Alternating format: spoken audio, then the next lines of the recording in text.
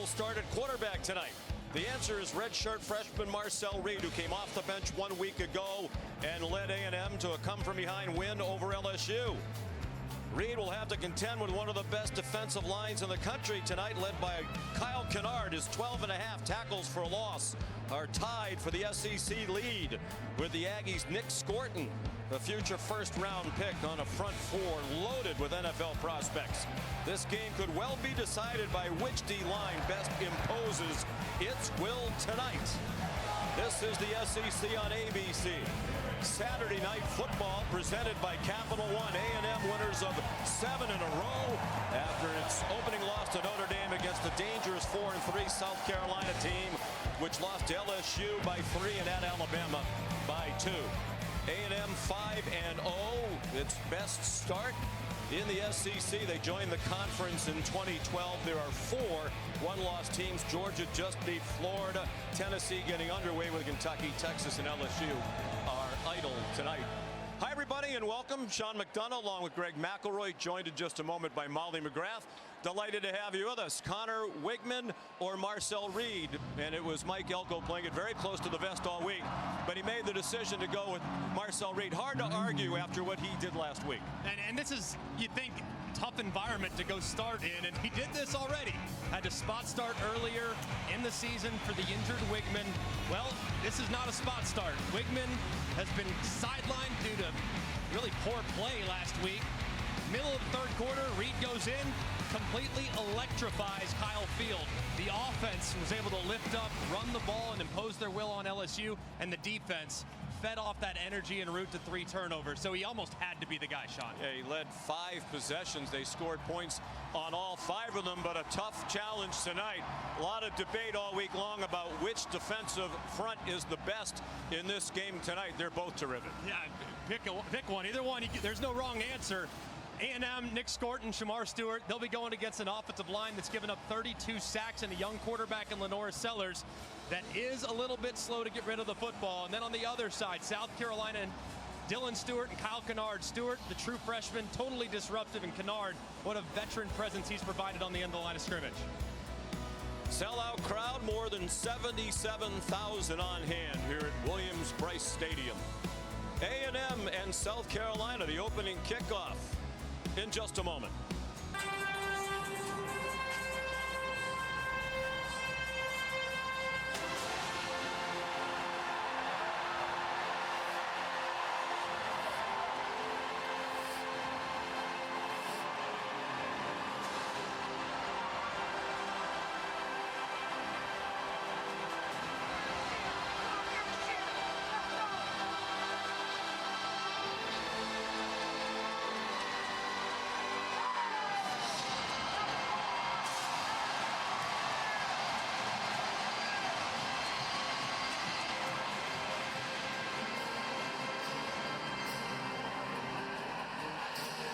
This has been the Nissan pregame drive. Kickoff from Columbia next.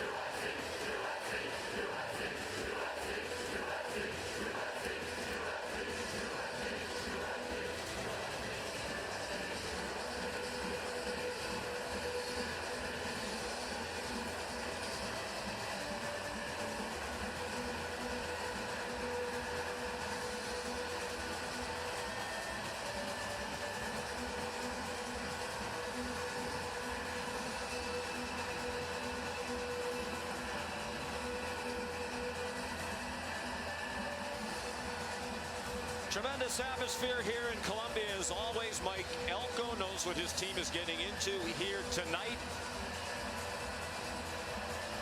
A&M won the toss and deferred, so Jared Zirkle kicks off for touchback over the head of Juju McDowell. Here's Molly. Well, Sean, Texas A&M head coach Mike Elko told us he decided on Sunday that Marcel Reed is their starting quarterback moving forward, and Connor Wigman is now their backup quarterback. There's no plan to play Wigman here tonight. And of course, this Aggies team believes in Marcel Reed. Their running back, Le'Veon Moss, told us that his composure and his playmaking ability really won over this team, saying every time he steps out onto the field, something good happens. He's an underrated thrower. His running ability opens up more holes for our running backs to make big plays, and I am told nothing phases him, guys. Certainly seemed that way last week when he came in middle of the third quarter. Play action pass to start the game. Deep throw in single coverage and incomplete. Over the head of the intended receiver, Nick Harbor. Lenora Sellers' first throw of the game, a bomb. He's a redshirt freshman from Florence, South Carolina, first-year starter. And the coaches believe, Greg, he's improved as the season's gone along. And I feel like he's more confident. The game's slowing down for him. And had he completed that pass, this stadium might have crumbled to the ground with the energy in this building. He's under duress and breaks free from Scooby Williams. Throws on the run, and it's caught. 20-yard gain on the completion to Rocket Sanders, their running back. And they just blitz right up the middle. There's nobody that's accounting for the linebacker. That's number 0, Scooby Williams. You gotta hit Lenora Sellers and bring him to the ground. His best attribute is his scrambling ability and keeping plays alive. Sellers tosses it out to Sanders with room on the corner, across midfield, and then belted down after an 8-yard gain. Hit hard by Marcus Radcliffe, one of their safeties, part of an excellent A&M defense, not just up front. They're giving up just 18.4 points per game. That's 19th in the country. They're an extremely physical group, but they're really good at all 3 levels. The defensive line's the headliner, but Mike Elko's linebackers and safeties have also really stepped up this season. It's a gain of 9 for Sanders. South Carolina off a bye week. Sanders has been banged up, recovering from a high ankle sprain. Sellers after the play fake, zinged one over the head of his intended receiver, Mazio Bennett. They took a shot down the field on 2nd down and 1 with Dalton Brooks in coverage for the Aggies. And that's twice now where Texas A&M's missed Lenora Sellers in the backfield with an unblocked defender, and 3rd down's been a problem for South Carolina, and it's their biggest point of emphasis today. Staying in 3rd and manageable, like 3rd and 1s to 3rd and 3s, in that vicinity is great because they have their whole playbook available to them. Can run it or throw it with this down and distance. How about this formation? A triangle around Lenora Sellers. He handed it off to Raheem Sanders for a 3-yard gain and a South Carolina first down. South Carolina's offensive line has really struggled at times this year against great defensive fronts. 32 sacks given up. They've really struggled on 3rd down in obvious passing situations, so they got to do a great job of getting the ball out quickly and giving those guys different looks so they can't rush the passer with great ferocity. 5 receivers spread the field. That pass batted up in the air and it falls incomplete. Sanders tried a quick throw and it's knocked down by Shamar Stewart. And if he's going to have a quick game throw, it's a good job by Stewart. Can't rush the passer, so stop, get your hand up and see if you can't knock the ball down. He does there. And now South Carolina in an unenviable 2nd and long. Run it now to make 3rd down more manageable. And they do run it with Sellers, who scampers out of bounds at the 40-yard line. They want to lay ahead on the South Carolina sideline. They won't get it. A 3-yard pickup, and here comes 3rd down and 7. He was actually out of bounds before he took the hit from Marcus Ratcliffe that the Gamecock fans sideline didn't like. Understandable on their sideline, but here 3rd down and 7, you might have 2 downs to get it. So you can run it here if you like the numbers inside, but it looks like man coverage across the board. 3rd down and 7, 4-man rush. Sellers took off running, slides down. He might not have gotten the first down with that slide. If he stayed on his feet for another step, he has the first down. And instead, it's going to be 4th down and 1. Potentially a big play there already. And we've seen Sellers do this a couple times, not knowing where he's at. But young quarterbacks need to know, don't slide on 3rd downs and touchdowns. And Shane Beamer's young quarterback there could have had the conversion. And Coach Beamer is going to go for it on 4th down. And it's a 1st down. Raheem Sanders,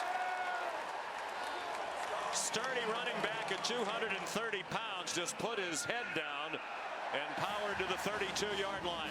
It's going to be interesting watching Rocket Sanders throughout this game. Has been a little banged up this year. Injured his ankle early in the season. Hasn't had quite the same level of twitch. But the Carolina coaches tell us that he's as healthy as he's been all year. Sanders bounces outside. Certainly looks healthy on this opening drive. He got 9 more. Tackled by Dalton Brooks, their 2nd leading tackler for the season, behind only their defensive captain, the linebacker Torian York. You have to love this start from Dowell Loggins, the offensive coordinator for South Carolina, mixing up run pass, getting his quarterback comfortable, taking an early shot to get A&M thinking about it. It's been a great first drive. Oscar Attaway came in at running back, and he went in motion to the right.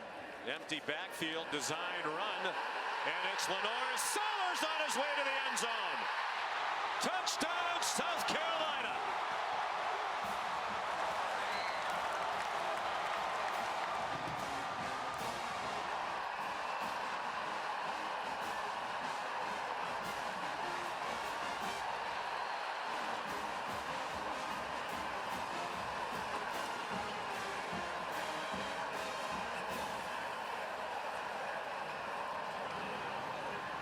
A 23-yard touchdown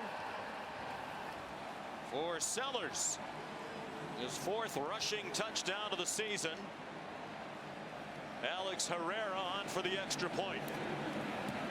And South Carolina leads 7-0. They go 75 yards in 11 plays. What a start for the Gamecocks. Building on the momentum of the pregame, Lenore Sellers into the end zone, and the offensive coordinator Dowell Loggins calls a gem to put the Gamecocks up early. Lenore Sellers, the touchdown run. An impressive opening possession for South Carolina.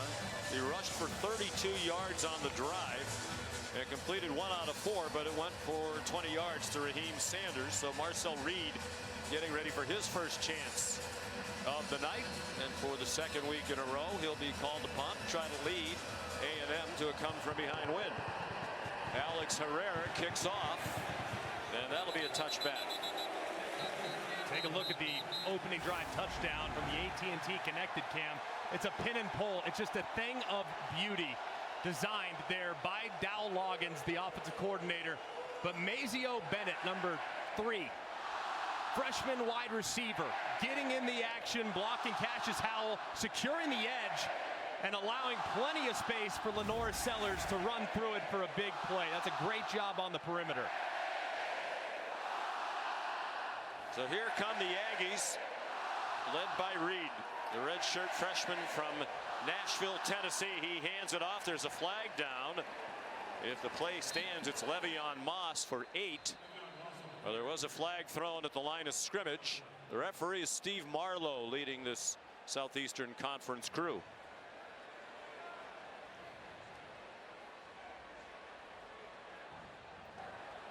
Offside. Defense number 6 in the neutral zone at the snap. The penalty is declined. 2nd down. Dylan Stewart. They got almost 9, so Mike Elko turned down the penalty. Reed came in last week. They were down 17-7 midway through the 3rd quarter. This is his 4th start of the season. Connor Wigman was the start of the beginning of the year. He got hurt. Reed came in and played very well, leading them to 3 wins. Moss chopped down by Nick Emanwari, one of the best safeties in the country, just this week announced as one of the 16 semifinalists for the Jim Thorpe Award as the best DB in the country. A great tackle there on Le'Veon Moss. Big 3rd down as Wigman looks on. He's going to be a great teammate to Marcel Reed, be his eyes at the sideline, but a big 3rd down. A stop here and an early 3 and out would have a lot of energy on the side of the Gamecocks. Hand off Amari Daniels, and it looks like he's about a foot short. Eamon Warry up around the line of scrimmage again. Dylan Stewart involved in the play. They are short. And Mike Elko is leaving the offense on the field for 4th down and inches. They'll run the ball here. He's trying to draw the Gamecocks offside. Now he runs under center. Will they snap it? Still plenty of time on the play clock. Both teams trying to get the other to flinch. They do snap it. Reed got stood up. Surges forward at the very end, but he is short.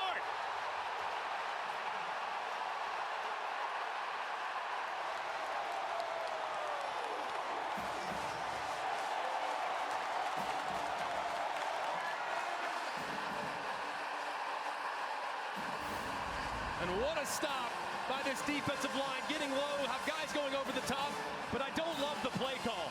Marcel Reed's 180 pounds, and you're trying to surge him forward into a grown man defense with seniors and fifth-year players across the board. Mike Elko looks on, but I think you hand it to your 220-pound running back who's averaging 4 yards after contact per carry. I don't like the play call there, but a great stop by South Carolina. As Shane Beamer, the defensive coordinator Clayton White, said for South Carolina, it's not just the ends. They are very stout in the middle of their defensive line as well. Play fake by Sellers. Takes the pass out into the flat to Sanders. And he rolls down inside the 20. Shane Beamer fired up out to pat his running back on the back after a 14-yard gain.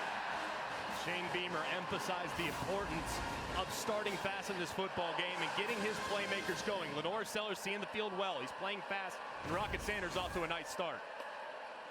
And movement on both sides. Looked like Scorton came across, and then Cason Henry moved at right tackle in response.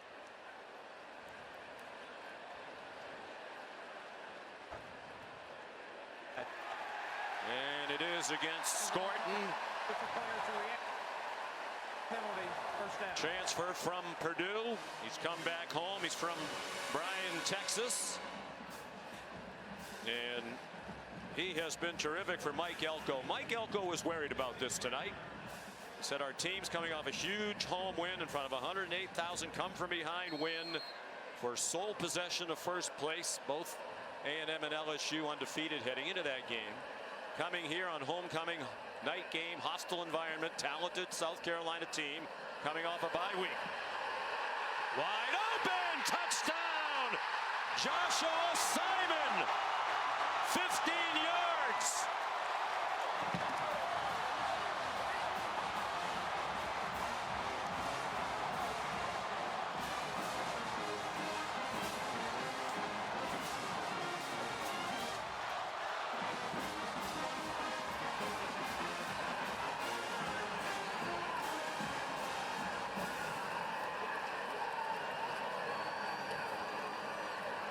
Simon's their leading receiver. He came in with just 20 catches. They're a team that does it primarily on the ground, and more specifically, they do it on defense, as they did to set up that possession on the 4th down stop. Herrera's extra point has made it 14-0. Big 4th down stop by South Carolina to force the 3-and-out, gives the offense the short field. They pay it off with another great throw by Lenore Sellers as hockey is rolling here in Columbia. Taco Bell Live-Más student section going crazy all season long. Student sections around the country competing to be the Taco Bell Live-Más student section of the year. Download the Taco Bell app to learn more. 2 weeks ago in their last game in Norman, Oklahoma, they raced out to a 21-0 lead. Carried by the defense, they scored 2 defensive touchdowns. Complimentary football tonight for the Gamecocks out of the gate, but a long way to go. Fair catch made by Isaiah Williams. Time for the Modelo playbook. The Aggies a heavy man coverage team, and you know what beats man coverage?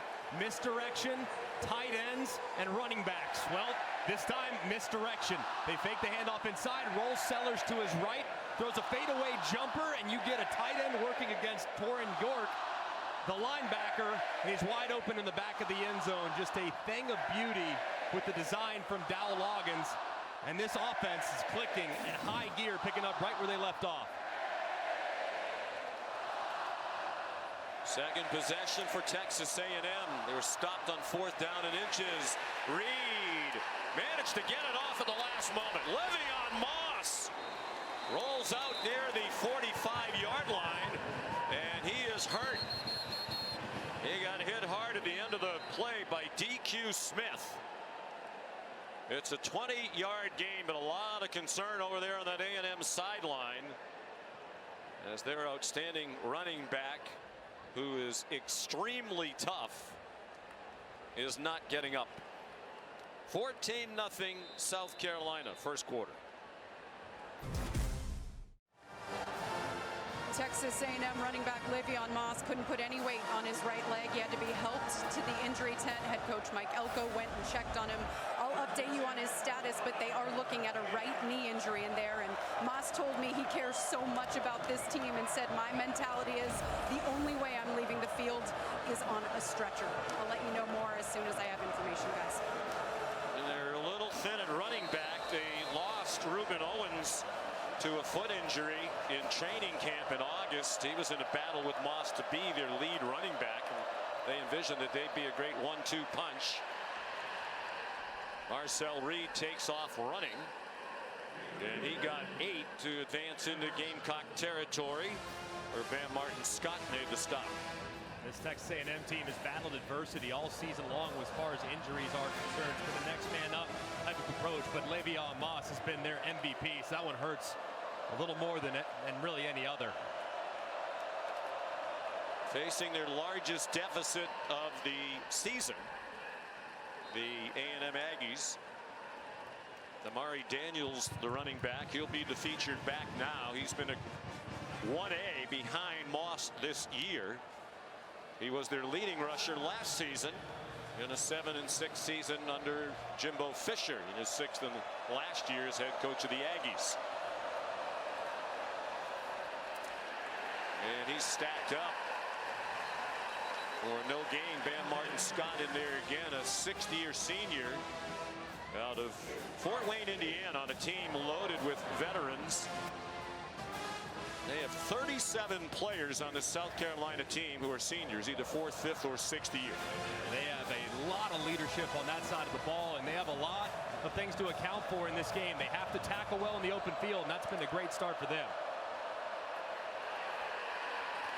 Reed tackled from behind after a 2-yard gain. Kyle Kennard made the play.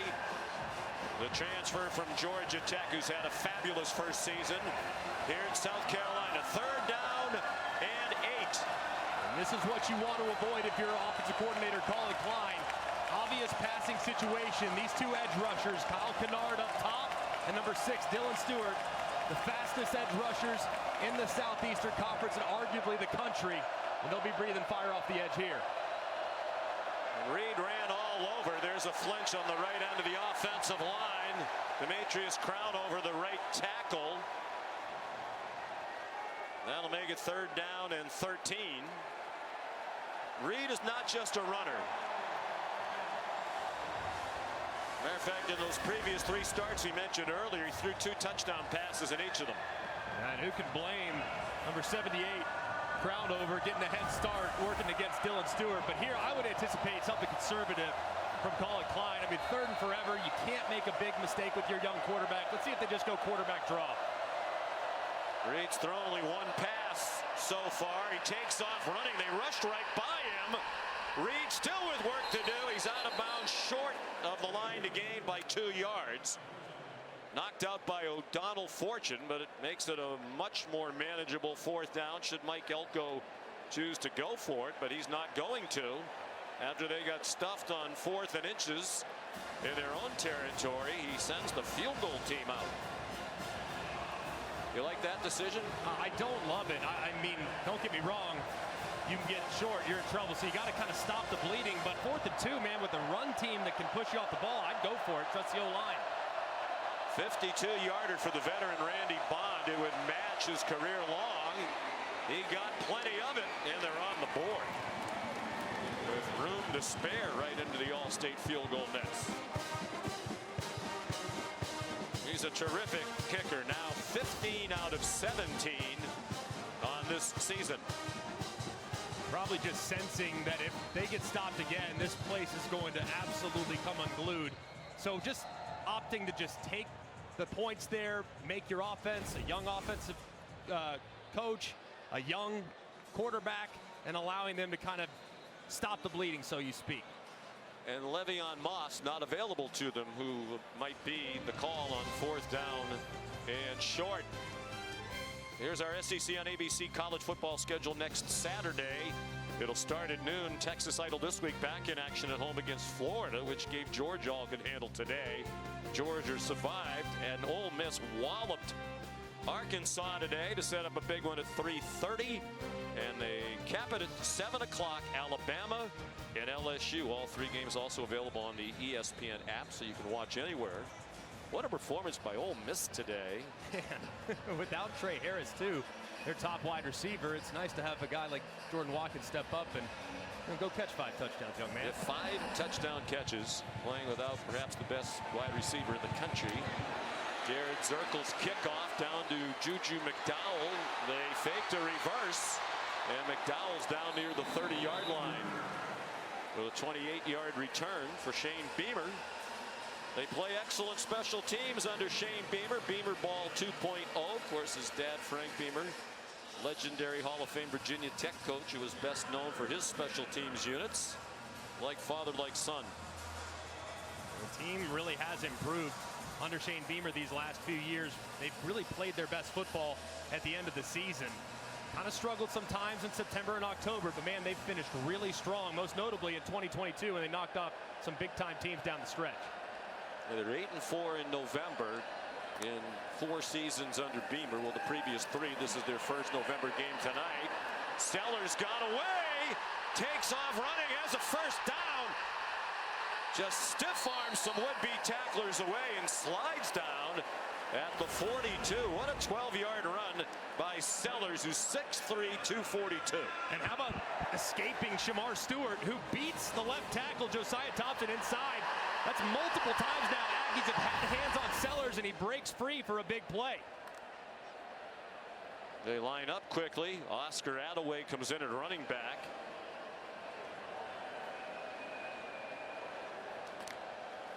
Under 4.5 to go, first quarter, 14-3, South Carolina. Attaway knocked down at the 45, a gain of 3. Another tackle for Marcus Radcliffe, the transfer from San Diego State. One of the reasons for the improvement for A&M this season. Mike Elko did a terrific job with his staff in the transfer portal. They brought in 26 players out of the portal.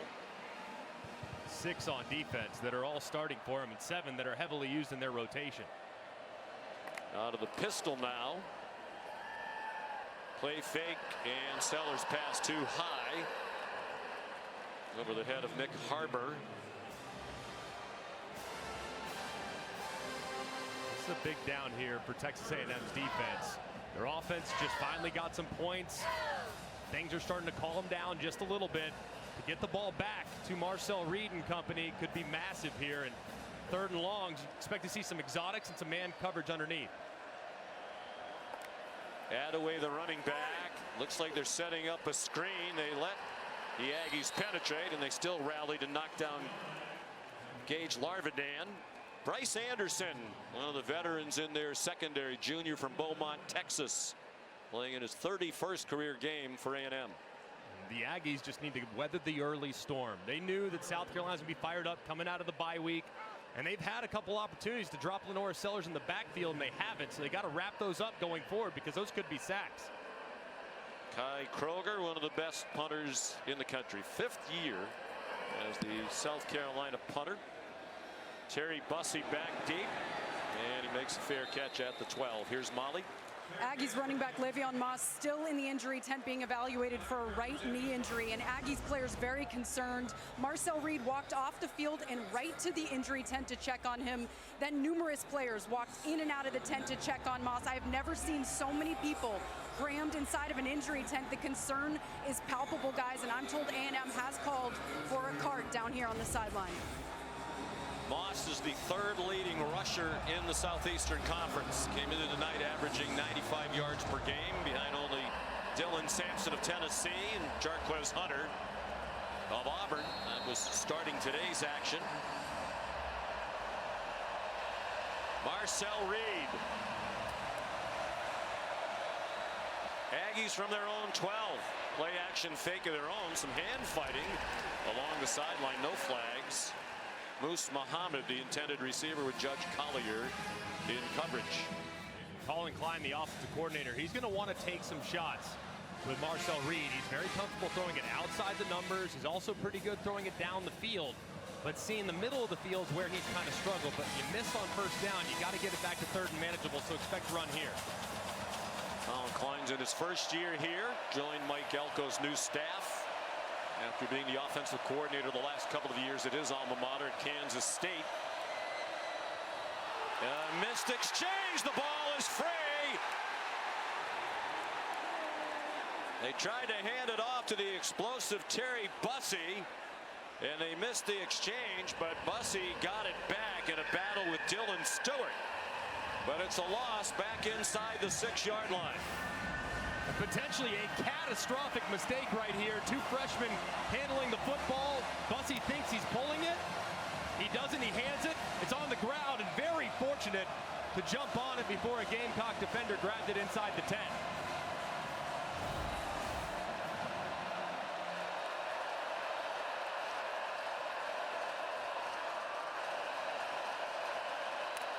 Third down and 15. Reed can't find anybody. There's a flag thrown as he runs out of bounds at the 13.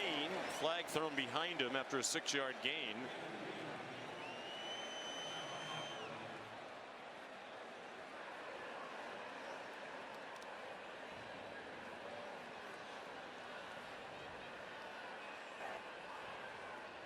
Holding. Number 55.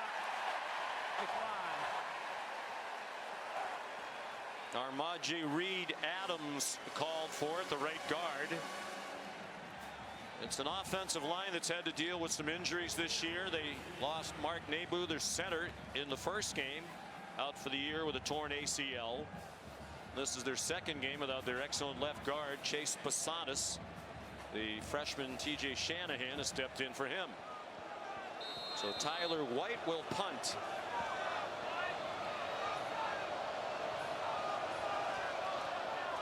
He's had an outstanding year for the Aggies. This is not his best. Hits near midfield and goes out of bounds at the 47 of South Carolina. 40-yard punt. Sean McDonough, Greg McElroy, rollicking start for the homecoming crowd here in Columbia on a gorgeous night, 70 degrees in the capital of South Carolina.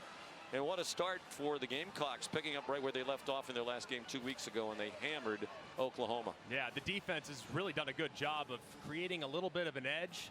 Feels like A&M settling in just a little bit on defense, but my goodness, those first couple possessions, they gave this A&M defense so many different looks. Rollouts, sprint outs, inside runs, outside runs, screens. Let's see if they can kind of keep them guessing throughout the game. Their offensive numbers aren't great. Raheem Sanders, the ball carrier, but it's very much a program that believes in complementary football at all three phases. And Dow Loggins said last week, we were ahead 32-3 at the half. All we wanted to do is make sure we didn't turn it over against an Oklahoma team that has really struggled to score all season long. So they played it very close to the vest. You know, sometimes that's frustrating for offensive coordinators who want to put up numbers. Bad pitch. Good catch by Sanders. There's a flag down. He's down for a loss. Bryce Anderson up from the secondary to lead the way. Loss of 2. And now Mike Elko with a decision to make. He turns it down. It'll be third down at about 12, and that's what he's going to do.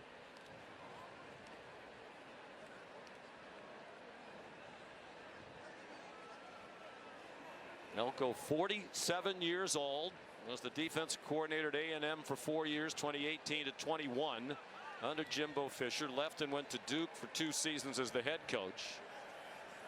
Terrific job there. ACC Coach of the Year in 2022 when they won 9 games. What a job he's done, and really just changing the culture, getting buy-in, and the attention to detailed approach. So 3rd down and 10. Here's a blitz. They got it off to Sanders. A missed tackle, and off he goes. The ball's out at the end, and A&M has it. B.J. Mays wound up with the football. There's also a flag down in the middle of the field near where the play ended. Will Lee popped it out, and Mays recovered. Mays helped turn that game around last week against LSU with 2 interceptions. The first he returned to the 8-yard line to set up the first possession for Marcel Reed at quarterback when he scored from those 8 yards out. Is recovered by the defense. A personal foul, unnecessary roughness, number 5 for Texas A&M. Obviously, Steve Marlowe's microphone is having some difficulties. Shamar Turner called for the personal foul, but the turnover stands. And blitz against any type of screen is trouble for the defense. Rocket Sanders gets out, but how about Will Lee, the corner, coming in, swiping at it with his right hand, punching it out. Great job there. And there's the transfer from UAB, Mays, there to pick it up, and they're going to get Shamar Turner late, who came over and hit unnecessarily at the end of the play. Hit Kamar Bell, one of the offensive linemen for South Carolina. So a takeaway for the A&M defense. Quick slant, great one-handed grab by Jabri Barber. And a first down with a 12-yard pickup. What a terrific catch by Barber, transfer from Troy. Feels like his role in this offense is going to continue to grow. He was injured at the start of the year. Come back from a foot injury. Nice throw by Reed, on target again to Barber. And he's knocked down at the 48. 30 seconds to go in the quarter. 15 more on the completion to Barber. I like using a little tempo right here. Kind of see if you can jolt your offense to life a little bit by speeding things up.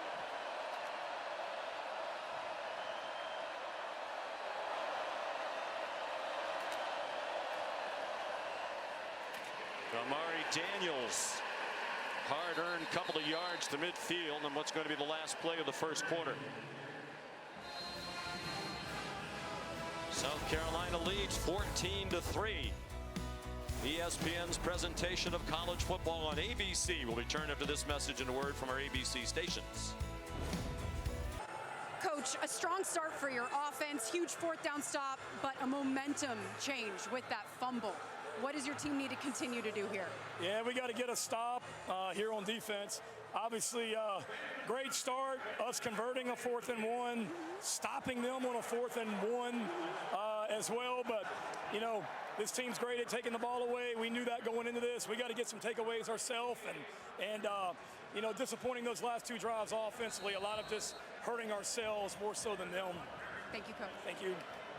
He's right about A&M during this 7-game winning streak. They're +9 in the turnover margin, best in the conference during that span. Marcel Reed, beautiful play. Cyrus Allen ran open and caught it. He's out of bounds with a first down to the 29-yard line, a 22-yard completion. And if I were A&M, I'd be going fast. It looked like Allen kind of bobbled it as he was going out of bounds, so I'd call it quickly before they have a chance to take a peek.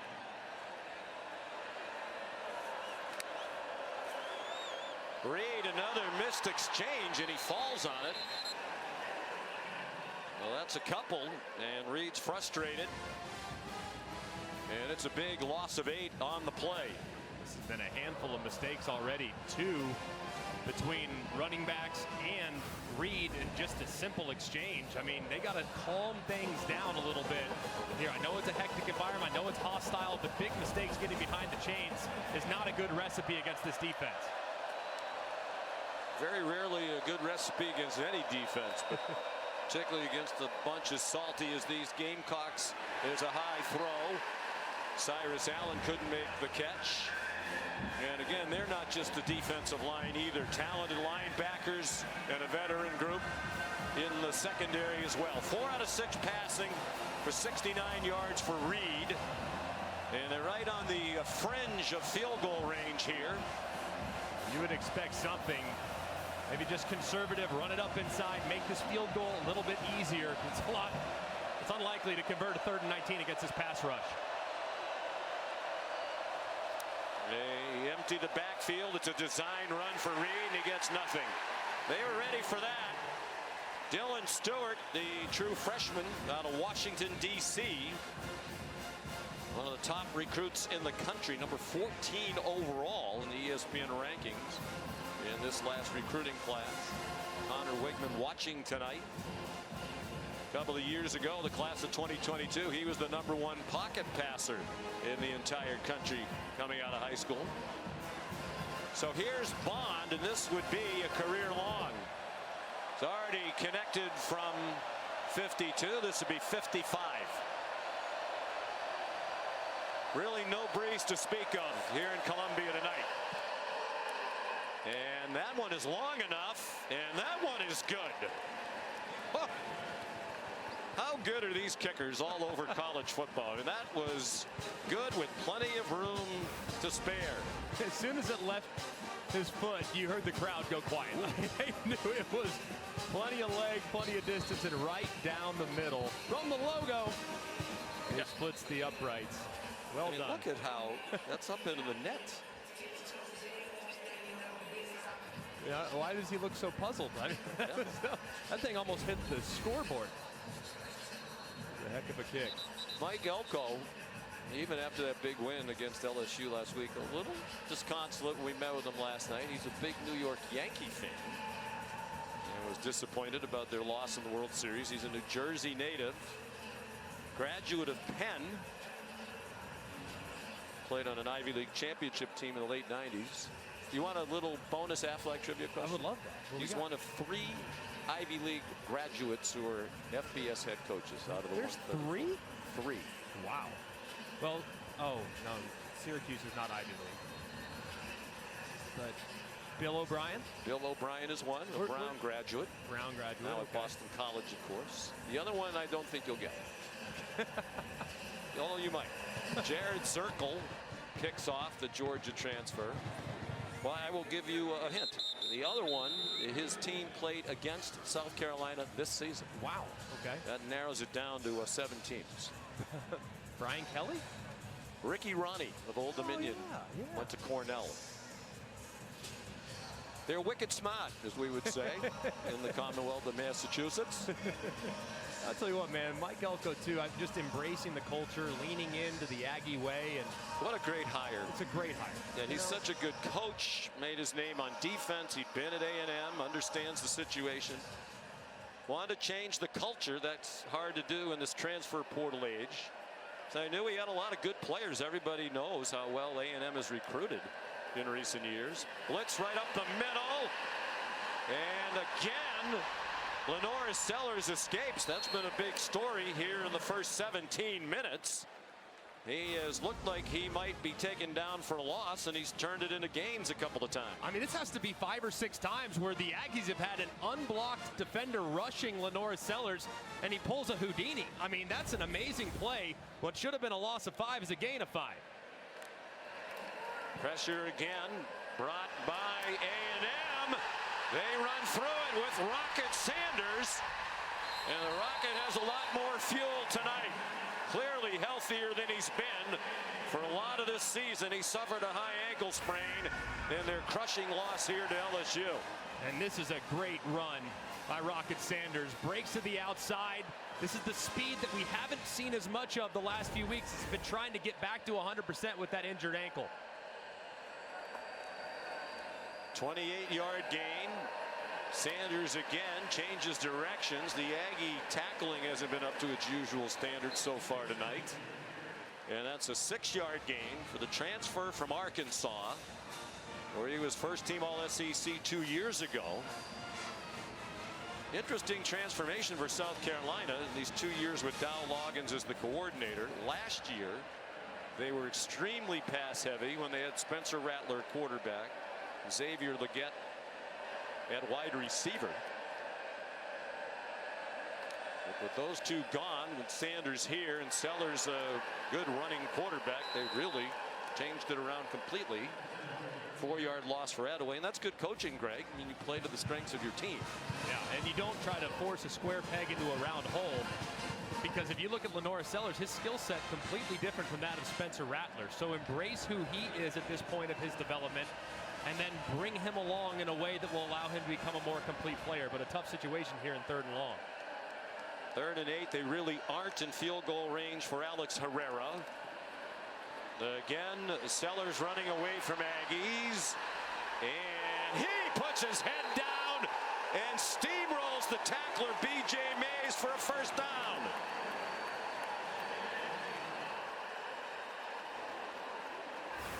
Well, a little earlier, he slid on 3rd down. This time he takes the coaching, and from the progressive pylon can you see him lower the shoulder, and at 240 pounds, there's no way B.J. Mays is winning that battle with a full head of steam.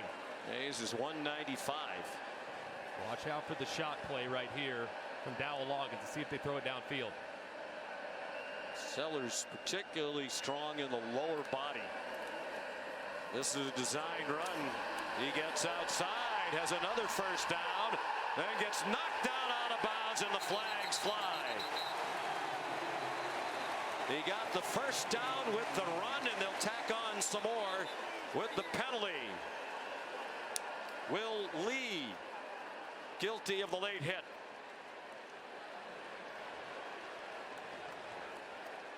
Late.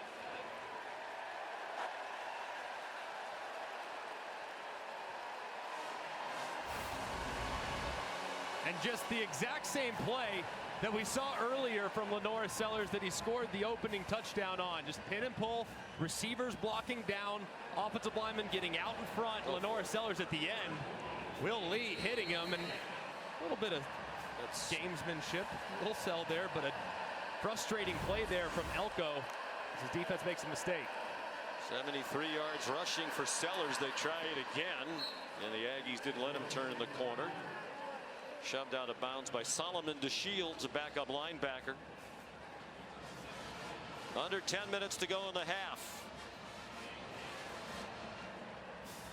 South Carolina in the red zone. I mean, they are not one that wants to take a ton of chances throwing it this part of the field. I mean, they're a running football team, and when the field condenses, it's very difficult to throw it. So anticipate them continue to lean on the ground. Sellers, end zone, low throw.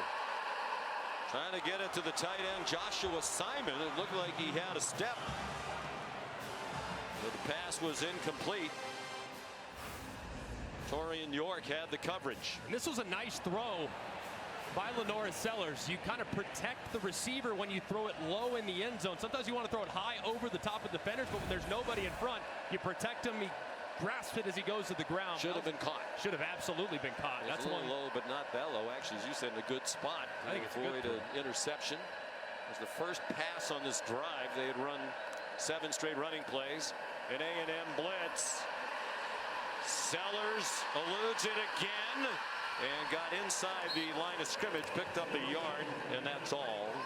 Nick Scorton made the tackle. 4th down and goal with this far to go. From the 7-yard line, Shane Beamer will send on Alex Herrera. That was a tough 2-play sequence as Beamer goes right over to his tight end Simon, tells him, hey man, we're going to keep throwing it in your direction. We know you're going to make those plays for us, but that was a big mistake there on the drop. And they've had some close calls against ranked teams. Herrera from 25 yards from the right hash mark, Akai Kroger the holder. And it's 17-6. And you can't miss opportunities like that to score a touchdown when you're playing number 10 in the country. A slow starting Tennessee team week after week. The Kentucky team has looked terrible the last couple weeks, so any given Saturday in the SEC. Kroger kicked it out of the air. They didn't put the ball on a tee, and he pulled it out of bounds. That is certainly not what Shane Beamer was hoping for when he decided to not go with Herrera. I think he wanted a directional kick by the terrific punter Kroger. Herrera's not a touchback man. Free kick out of bounds, 39, kicking team. The ball would be placed at the 35-yard line, first down. And Shane Beamer frustrated. The special team's been good this year, but not up to their usual standard. It's a drop kick kickoff out of bounds. And remember, I mean, they did the drop kick onside kick against Alabama, so maybe just a little gamesmanship there, but that was poorly executed. E.J. Smith in it, running back now. Le'Veon Moss taken to the dressing room on a cart. Looked to be a significant leg injury. Bam Martin Scott made the tackle on Smith. Texas A&M just needs to stay committed to running the football. The offensive line, they tend to get better as the game goes along, so don't abandon it by any stretch. Just continue to pound away with some time extending drives. Reed pulled it back through a bit of a knuckleball, caught by Terry Bussey for a 7-yard gain. Electric freshman, highly recruited, and the coaches told us last night he could play anywhere. He could play just about anywhere on offense. He could play anywhere on defense. They're 0 out of 4 on third down. This is third down and 1. Amari Daniels back in at running back. Marcel Reed now 5 for 7, passing for 76. Daniels, first down and much more. He may go. Amari Daniels, touchdown. 56 yards.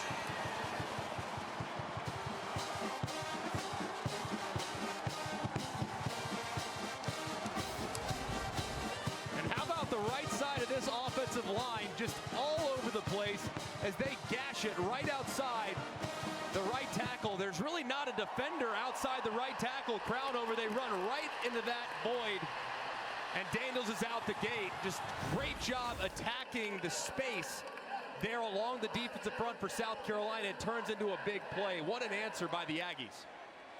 By far his longest run of the year. As a matter of fact, twice as long as his previous long, which was 28.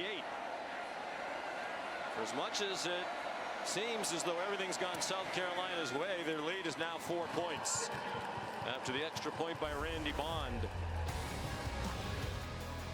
Amari Daniels, the junior from Miami, tells this homecoming crowd to pipe down.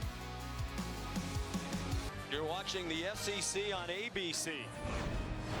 11th meeting all time between these now SEC rivals, Texas A&M and South Carolina. They played every year since 2014. Of course, A&M joined the conference in 2012.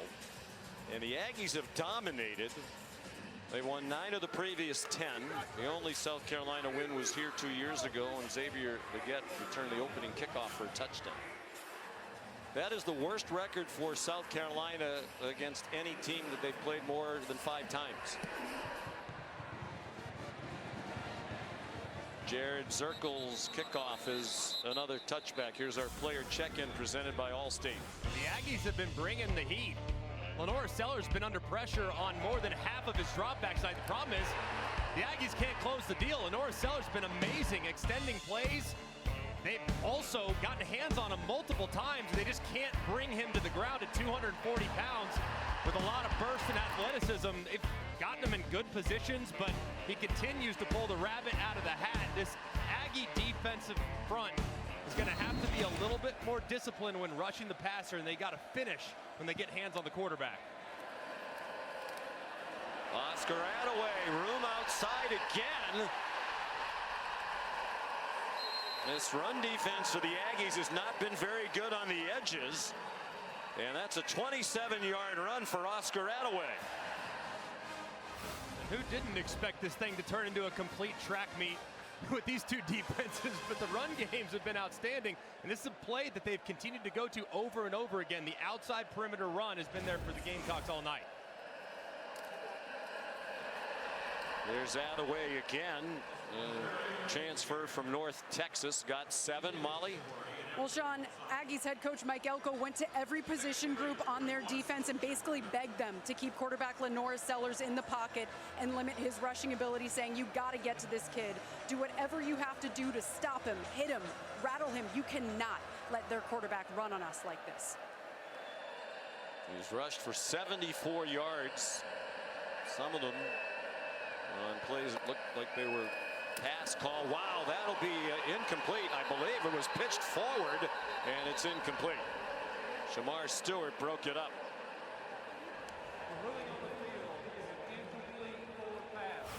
Third down. And that's one of the reasons why you run the play like that. In case this happens, it is just an incomplete pass. If you need an example of just how powerful Shamar Stewart is, I mean, he just hit Jared Brown. I think Jared Brown flew 10 yards. It seemed like just so big and physical up the field, but fortunate incompletion there for South Carolina. Jared Brown battling back from injury. They do think they can get some playmaking from the wide receiver position out of him. They're ordinary at that position. Another big hit. Boy, Brown might want to go back on the injured situation after those 2 plays. He got planted by Will Lee, and it's a hard-earned 1 yard for Brown. He has to go underneath his receiver that's trying to set the pick for him, and he's dropped short. A 4th down here. 4th and 2. I think you run your quarterback. I mean, Lenora Sellers at 240 pounds. I think you got to stay aggressive. You've run the ball well all night. I'd run Lenora Sellers on the perimeter. ESPN Analytics says go for it. I think they're going to run it down, use the timeout, and talk about the play call. Because the microphone into his helmet gets shut off at 15 seconds. There was nobody over there signaling any plays. So a timeout. We'll see what Shane Beamer elects to do. They were once up 14-0. Now it's just a 4-point lead for South Carolina. Back in Columbia, South Carolina, 5.5 to go till halftime. South Carolina leading 17-13. They were up at one point 14-0, and it looks like they are going to go for this 4th down and 2 at the Aggies 40. And if I'm Shane Beamer, I like being aggressive here. Maybe try to go with the hard count, see if you can get him to jump off sides, but I would get Lenora Sellers out of the pocket. He's on the left hash, roll him to his right, and see if he can maybe create a little separation. If nothing's there in the passing game, he takes off to convert on the run. No, Raheem Sanders on the field for a while now for South Carolina. Quick throw, and it's broken up. Jaden Hill made the play. They tried to jam it on a quick slant to Mazio Bennett, and it was broken up. And they bring pressure off the right-hand side. It's man coverage behind it, and it's really well covered there by the inside slot nickel cover guy, Jaden Hill. He breaks on it immediately, gets that left hand out in front. Pretty accurate throw. It's just great coverage, and Mike Elko's defense has stood up. Made a nice stop. I wonder if there's something wrong with Rocket Sanders. He's been so effective. We've talked a couple of times about how well he's run. He's averaged more than 7 yards per carry. Meanwhile, A&M with momentum on its side now, playing without its leading rusher, Le'Veon Moss. And E.J. Smith dropped for a loss. Demetrius Knight and Bam Martin Scott. And these linebackers for South Carolina do such a great job of recognition. They see it immediately, little speed option. The number 17, Knight, registers so quickly and closes. This is a veteran group that has great recognition. Coaches love Knight. He's 24 years old, the transfer from Charlotte. Over the middle, good throw by Reed, good catch by Barber. And he's within 2 of the first down at the 48-yard line, a gain of 11. It's amazing just how often A&M will get off schedule and then boom, they get back into a third and very manageable. And when they're under 3 yards, they have just 2 pass attempts on third down all season. They expect run right here, see if they can pick it up on the ground.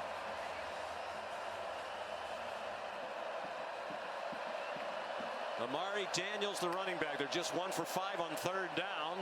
Design throw, and a man breaking wide open. Trey Watson, one of their tight ends, chopped down by O'Donnell Fortune, but a 15-yard gain, and they go to the Gamecock 38. And there's your tendency breaker right there. Just 2 pass attempts on 3rd and 3 or less all season. This time they drop back. You see South Carolina in blitz coverage. So many guys up near the line of scrimmage anticipating run. They throw it to Watson. He's out the back door for a nice conversion. Just his 8th catch of the year, another transfer. He's from Fresno State. Reed, cool as usual, even when they got rattled by South Carolina right out of the gate with those 2 quick scores, and now he scampers inside the 20. A 20-yard gain for Marcel Reed with his parents here tonight. That's his dad, Roderick, who spent 11 years as the head coach at Tennessee State, his mom, Tamika. Isn't it just amazing to see an offense that was in a hole last week against a great LSU team? Reed goes in, they weather the storm, and they just climb their way back in. For a team that's so run-oriented, to see how they battle back from deficits is truly amazing. Amari Daniels, the running back, poised to take the lead. The Aggies late in the half, and that one's batted down. And that's a good thing for South Carolina, because it looked like Jabri Barber was breaking free on a slant. DQ Smith got in the way. And DQ Smith, a great job there, timing his jump. That ball was going to be a touchdown if it gets through that line of defenders. And DQ Smith going up at 6'1", knocking it down and stopping the touchdown. Reed 7 out of 10 passing for 101. He's rushed 8 times for 39. He keeps it. He bounces outside and goes out of bounds. Looked to be just short of the line to gain. Demetrius Knight there for South Carolina. It's a 9-yard gain. It'll be 3rd down and 1 as we look at it from the progressive pylon cam. Yeah, just out of bounds, a little bit short of the line to gain, but you now have 2 downs to get it if you're Texas A&M's offensive line, and they're really starting to run the ball great here as the end of the half approaches. This has the feel of they're going to use the timeout as the play clock goes to 5. And Mike Elko will use a timeout, his first. Texas A&M, the first of the half, 30-second timeout.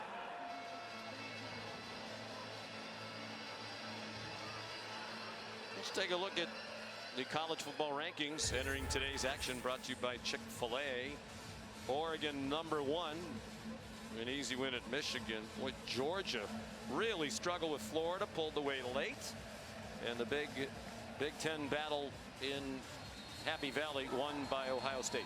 And that Miami score, I mean, I know they won comfortably when you look at it at the end, but that game was a battle for a vast majority. They pulled away late as well. There's a lot of teams that might have good records. There's a lot of inconsistency in the sport this year, isn't it? Miami's having one of those years that feels like it's kind of charmed. You know, they hung on to beat Virginia Tech. It was that play at the very end of the game. They were way down at Cal, rallied to win. It's kind of feeling like it's one of those years for the Canes. They started 0 out of 5 on 3rd down. They're 2 for their last 2. This is 3rd down and 1. Amari Daniels, the running back. You're just joining us. Le'Veon Moss, their leading rusher, is out with an injury. They throw it to the end zone, trying to get it to Noah Thomas. And Vakari Swain had the coverage. Interesting call. Took a chance on 3rd down and 1, trying to get it to the 6'6" Noah Thomas, but now you put a lot of pressure on this 4th down.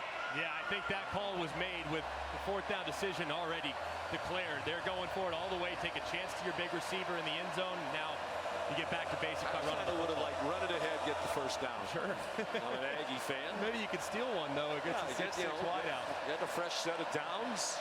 Now you put a lot of heat on your team to get this. Amari Daniels, the running back, in the pistol. Reed keeps it, but there's a whistle. South Carolina called a timeout right before the snap.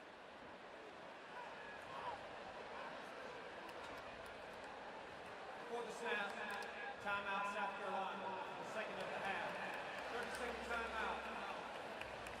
reset the game clock to 2 minutes, 11 seconds. It's a program here that could use a big win. They've lost 9 in a row to ranked teams. They really feel like they could be in the position A&M's in right now. Yeah. They had a 17-0 lead here early in the year against LSU, their 3rd game of the season.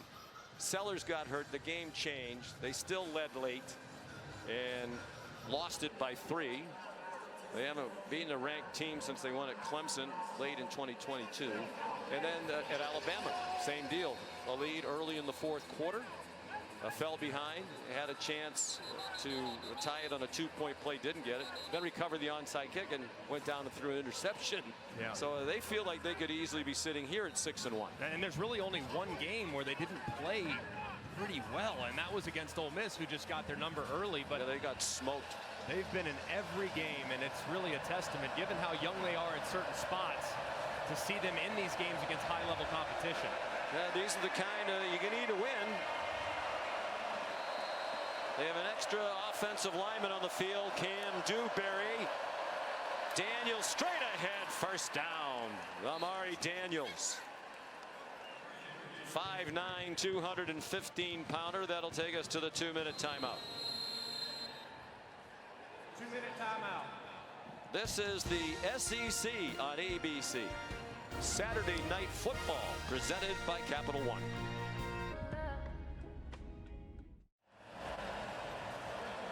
Couple of redshirt freshman quarterbacks handle themselves well tonight.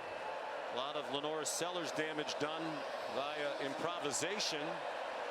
Marcel Reed led them from 17-7 down last week off the bench to a victory against LSU. They were down 14-0 here tonight. They're poised to take the lead.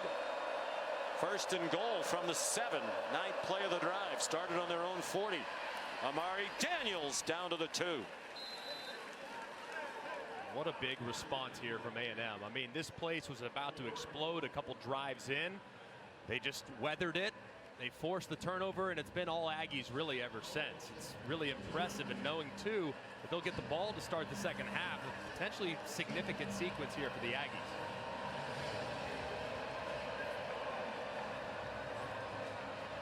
Marcel Reed's parents. They're going to let the play clock run down again. South Carolina has just one timeout. Ordinarily in this situation, especially as you said, knowing that A&M gets the ball to start the second half, you might use timeouts to try to get yourself another possession. Shane Beamer has only one left. So Mike Elko wants to take as much time off this clock as he can. Here's Kevin Nagandi.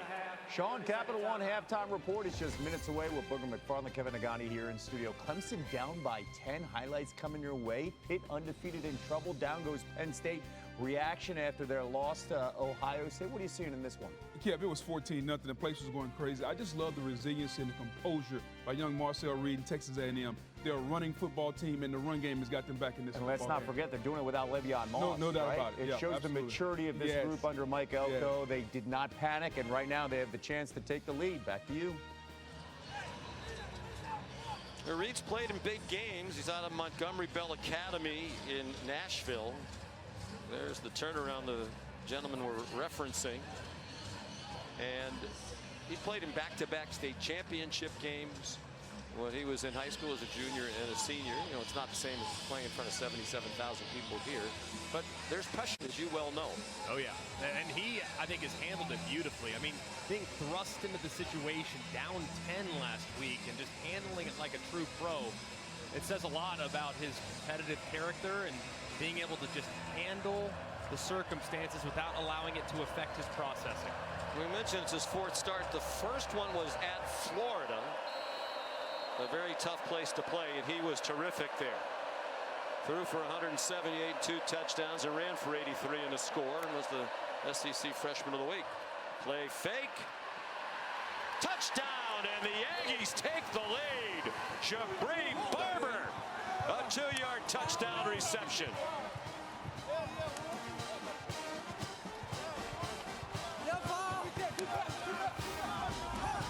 And just great job here by Reed.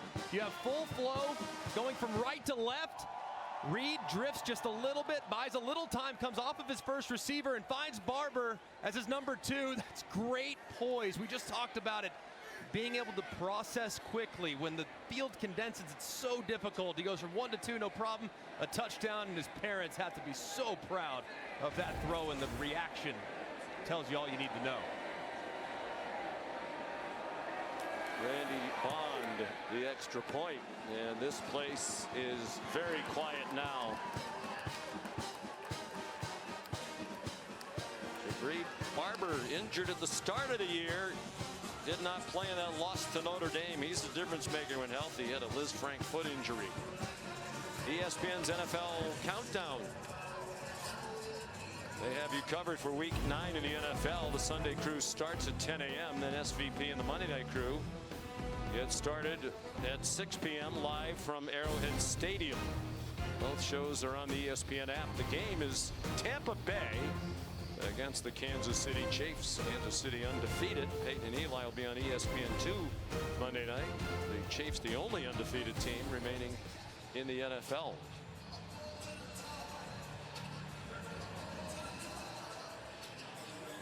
Jared Zirkle will kick off. Juju McDowell back deep.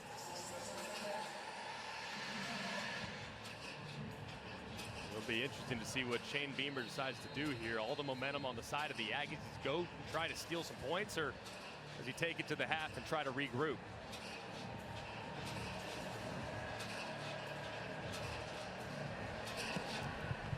And Zirkle's kick will be a touchback.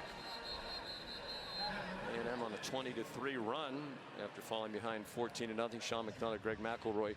My guess to answer your question would be that Shane Beamer plays it conservatively here. You know, they're really not an explosive offensive team. They have just the one timeout. They've been prone to the lost fumbles. We've seen one of those tonight. So I think they play it conservatively and take it to the house. Yeah, that's what I would do. I mean, you have a young quarterback that's played well tonight, made some good decisions. You have a tenacious defense that's always seemingly turning over the opposition, but see what they do. They've lost 9 fumbles this season. Sanders, who was out for a while, and Molly told us walking gingerly on the sideline back in there. He lost 1, and the clock stops as he went out of bounds. I'm Shane Beamer. I'd tell everybody don't go out of bounds because they have a timeout here. They could potentially steal a possession. Get down in bounds if you're going to go down. Lenore Sellers throwing a deep ball, and that one is nearly intercepted. There is a flag down. He's trying to get it to Nick Harbor. Dalton Brooks was closest to it. There's a flag back behind the line of scrimmage.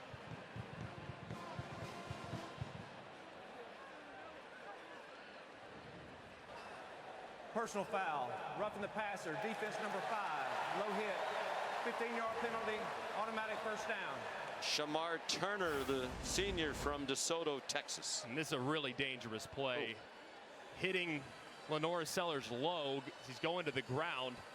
So dangerous. And one there, that's a good call by the official. And now with a little better field position, maybe they do start to ramp up the pressure a little bit. It's been one of the negatives for A&M in this terrific start to the year. They're a heavily penalized team, 69 penalty yards per game, 115th in the country.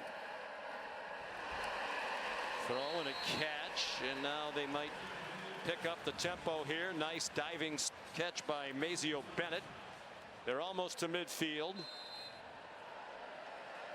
Clock running, 43 seconds. One timeout for each team. Sellers bounced off a couple of hits and managed to get out of bounds. Herrera's long field goal is 46.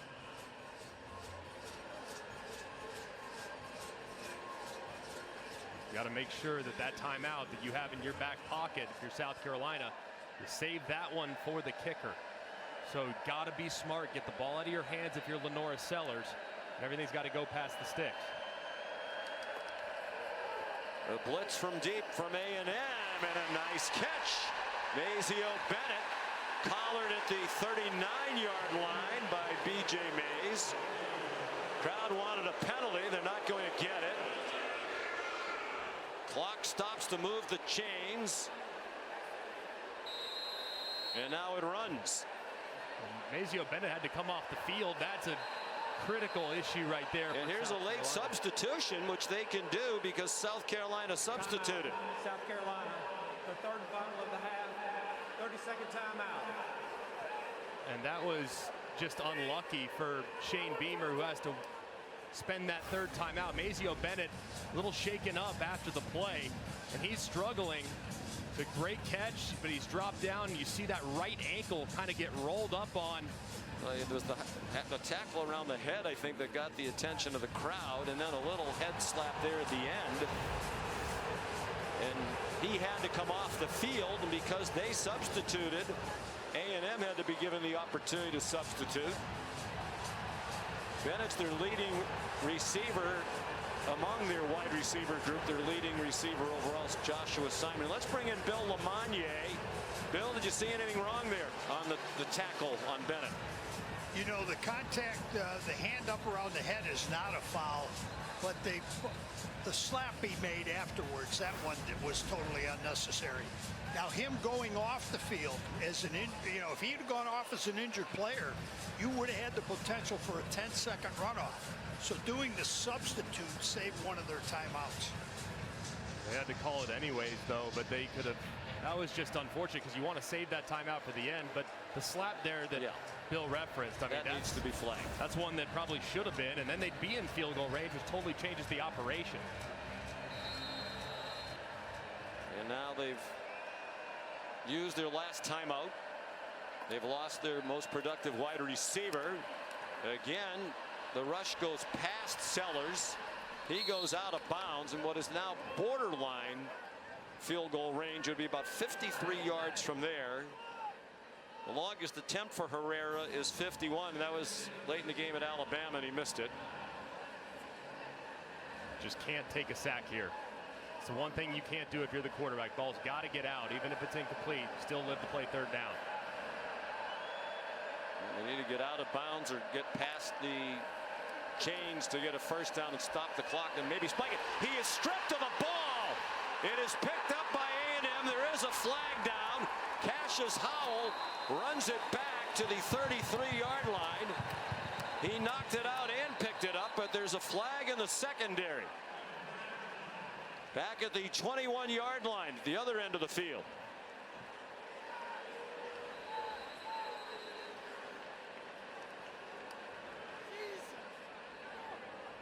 We mentioned all the lost fumbles for South Carolina, and it was Sellers who had lost 4 entering tonight. Before the fumble, holding, defense number 20. 2-yard penalty, first down. What a huge break for the Gamecocks. B.J. Mays called for their 6th penalty. South Carolina's not had one assessed. And B.J. Mays grabs the shoulder pad as Nick Harbor's trying to work on the out route. It's an easy call, but he's bailed out. This was potentially an enormous turn of events, but that was a pretty easy call as you saw number 7 Larbadan taking off to the outside, and he was grabbed by Mays around the collar. Well, with 8 seconds left and no timeouts, Shane Beamer isn't going to run the risk of a problem here. So he's going to give Herrera a chance to tie it. A 44-yard try, made one from 25. He's the first-year starting kicker in his 6th year in the program. Waited behind some terrific kickers. And that one has the Greg McElroy draw to tie the game. So with just one timeout, Shane Beamer elected to try to advance the ball down the field, and it paid off.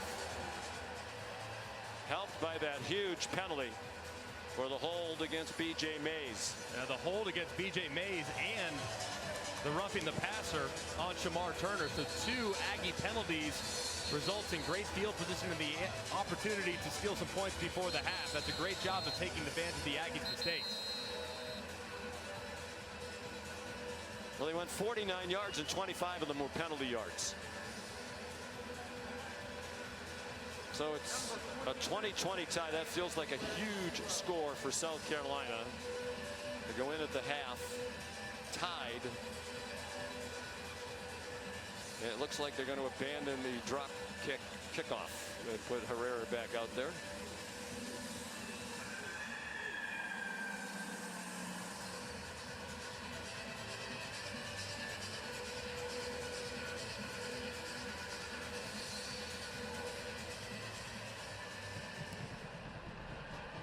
A squib kick.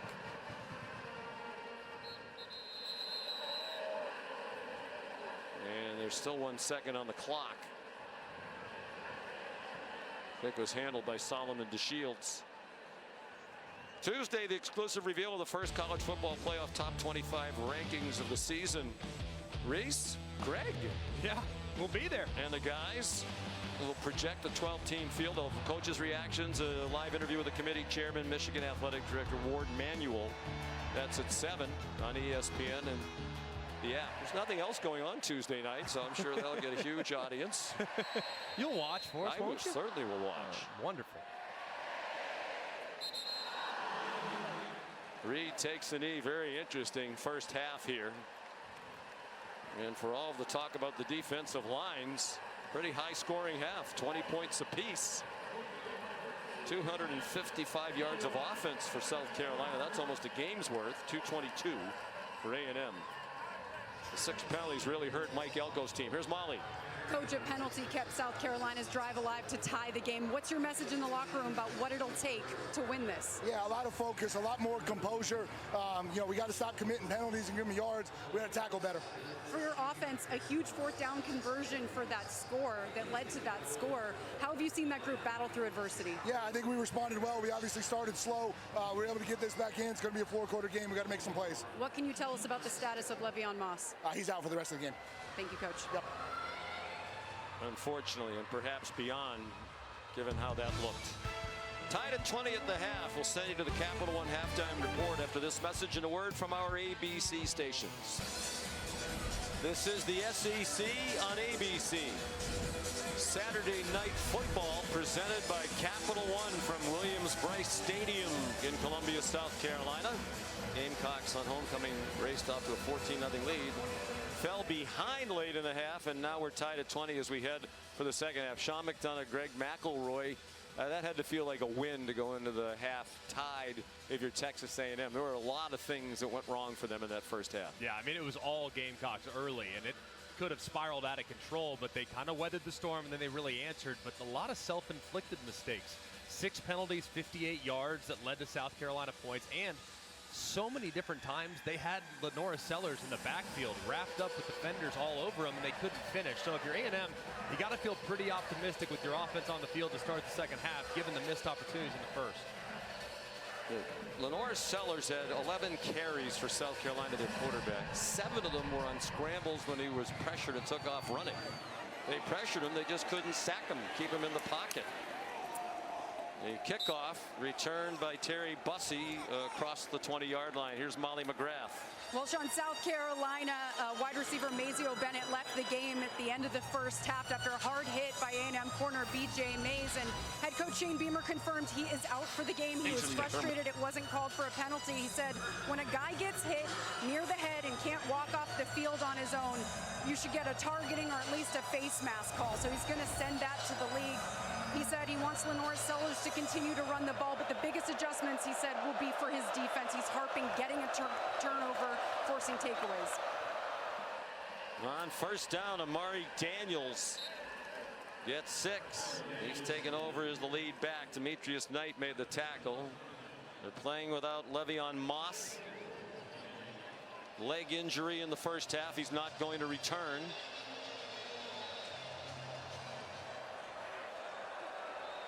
Daniels has done very well. He's averaged 9.5 per carry. He's rushed for 76 yards. Bell trying to imitate Lenora Sellers and take off running when pressured, but he got tripped up for no gain. Here's Moss back on the sideline. He's hated for that young man. It's been so important to this team, and a big third down to start the second half.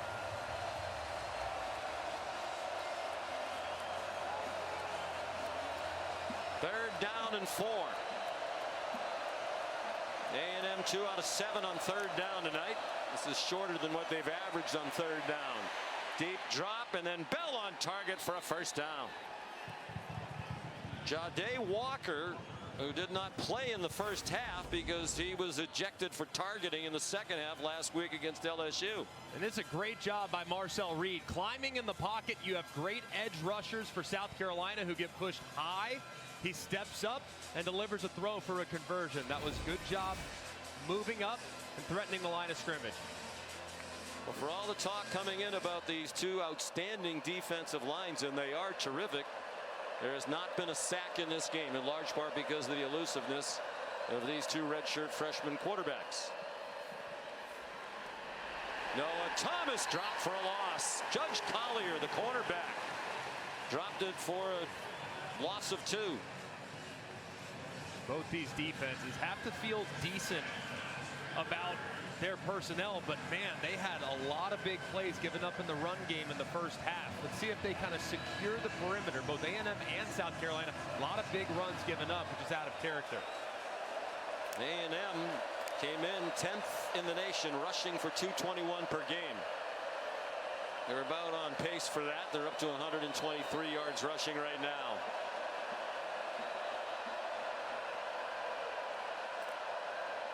On 2nd and 12. Well blocked by the Maroon Goons, as they call them up front. A diving catch by Jabri Barber for an 8-yard pickup. Part of the reason why you move to Marcel Reed is for down and distances like this. You can really do anything when you're in 3rd and manageable. You can run it with the quarterback. You can get an empty formation. You can hand it off. You can go zone read. This gives you a lot of versatility as a play caller with a mobile quarterback at center, under center.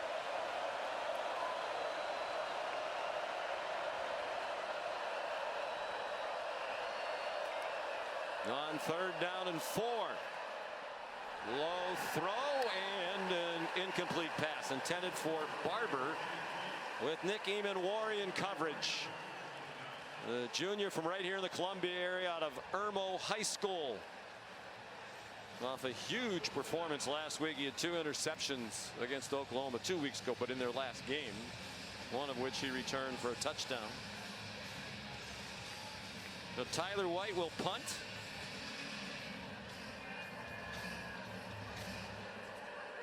Jalen Kilgore back deep for it.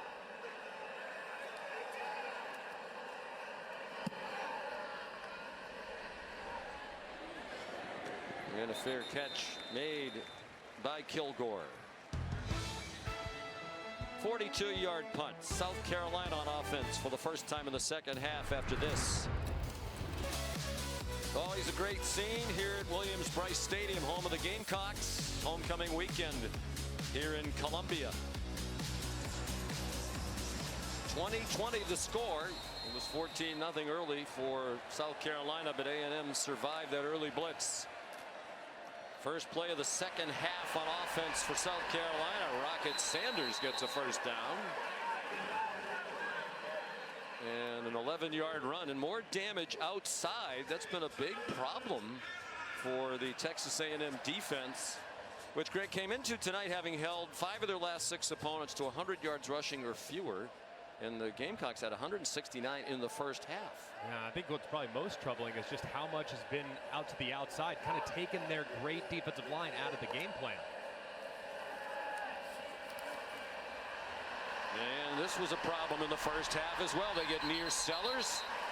They can't touch him, and he runs for a first down. 11 more off a scramble for Lenora Sellers. And just a great job too by Sellers. When you see the right side, Scorton's up, so you just take off. I mean, when Scorton overruns the quarterback, you go.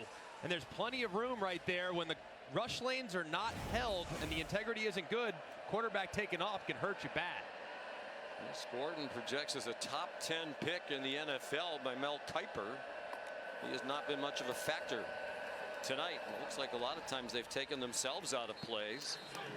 Raheem Sanders carries. The gain by Sellers on the last play gives him a career high in rushing yards for a game. He's up to 88. At 91. The previous high was 88 against LSU. And in that game he had a 75-yard touchdown run, the longest ever by a South Carolina quarterback. And one thing you notice too, as a right-handed passer, I mean, a lot of his movement is to the right. The Aggies are going to make an adjustment because almost all of his scrambles come when he's moving to his right. He runs to the right. And he's very near first down, about a yard short, knocked down by Will Lee. And he's up to 96 yards rushing now. In the first half, here comes the third down, and then we'll tell you what Sellers accomplished. 3rd down and 1. And it's Sanders ripping through the hole. One man might catch him. Touchdown! 52 yards.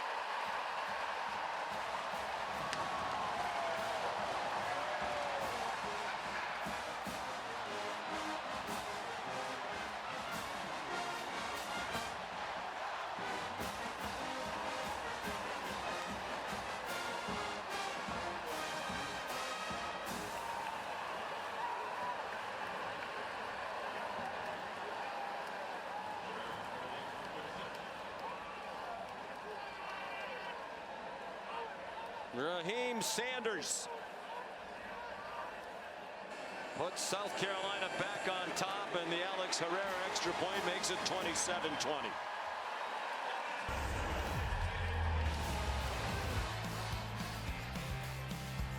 South Carolina getting a stop defensively, and their offense gets it starting the second half as Rocket Sanders finds pay dirt, and the Gamecocks are back on top. It's the Rocket Sanders touchdown. You got 3 for 3. You know what that means? Number 3, Ratcliffe, has to make the tackle, but watch this. He guesses wrong. He goes to the inside. Sanders goes to the outside, and there's nobody home. Nothing but green grass between Rocket Sanders and the end zone because Ratcliffe guessed wrong, and the running back made a great move to find the open hole, and South Carolina starts the second half with a bang. What has happened to the A&M rush defense? They've given up 252 yards rushing. And we still have more than 9 minutes to go in the third quarter. E.J. Smith's going to bring back the Alex Herrera kickoff.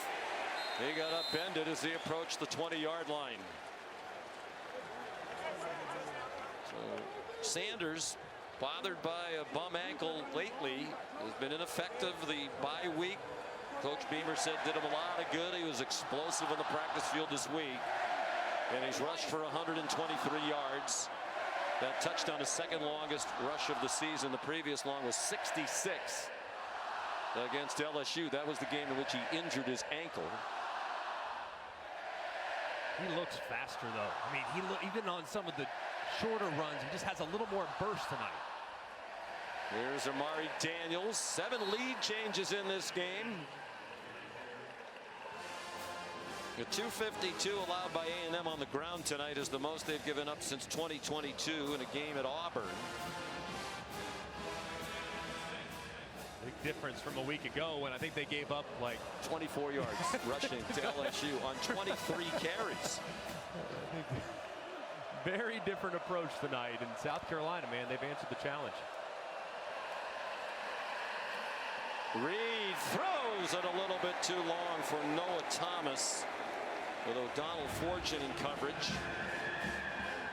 3rd down and 6 upcoming. It's a big 3rd down for Texas A&M. Nothing doing on their first drive of the second half. Now running the risk of potentially going 3 and out with all the momentum on the South Carolina side. So a big down here for Marcel Reed, the freshman.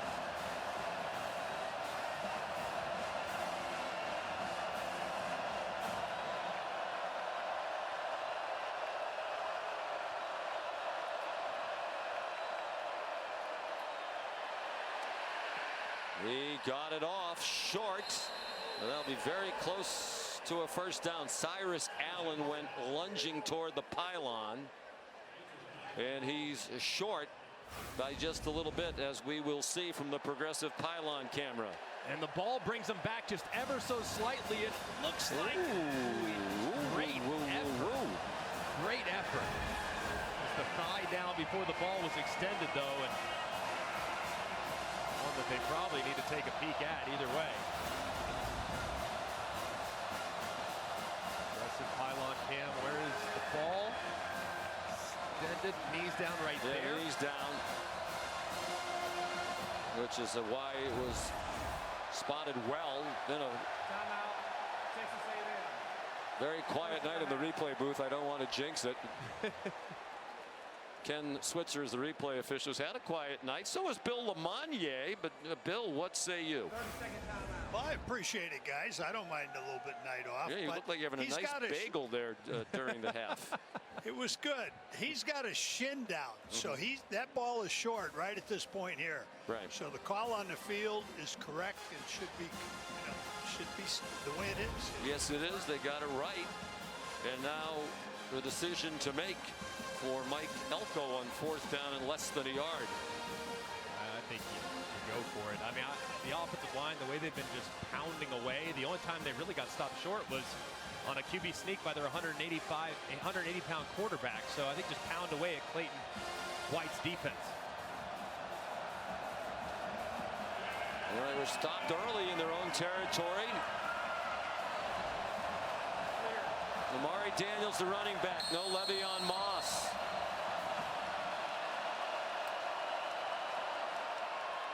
Daniels chopped down. Did he lunge forward to get it? Debo Williams came flying up. Looks like they're going to mark it short, and comfortably so by about a foot.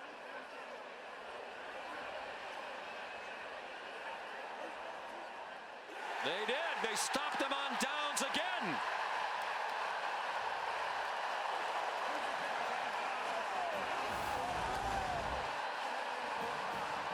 And what a play by the linebacker Debo Williams. He sees it immediately, but look, he goes low. And you can stop the running back's momentum if you go low and you take his legs out for under. If you meet him in the hole, he has a chance to get momentum and push you forward. But the low man wins there, and a massive stop by the outstanding 5th-year senior linebacker. Their leading tackler last year was first-team All-SEC. They are going to review it. It's a huge spot, obviously.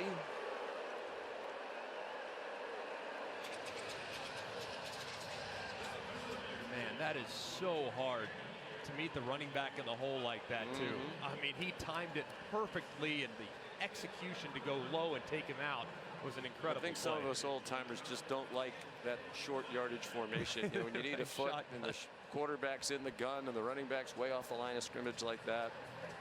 I understand that. But the thing about it is running back has full momentum going downhill. I don't have a problem with that at all. They stay in shotgun 90% of the time at A&M, so it doesn't really bother me, but it's just poorly executed by the interior of the offensive line. Allowing that run through by Williams.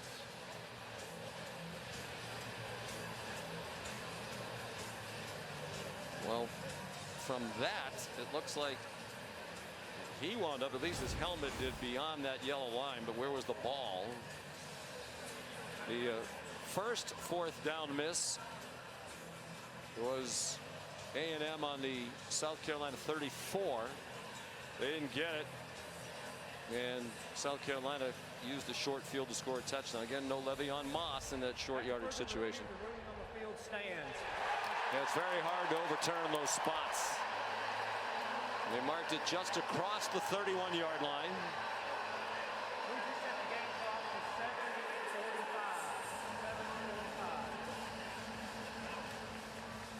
Thank you.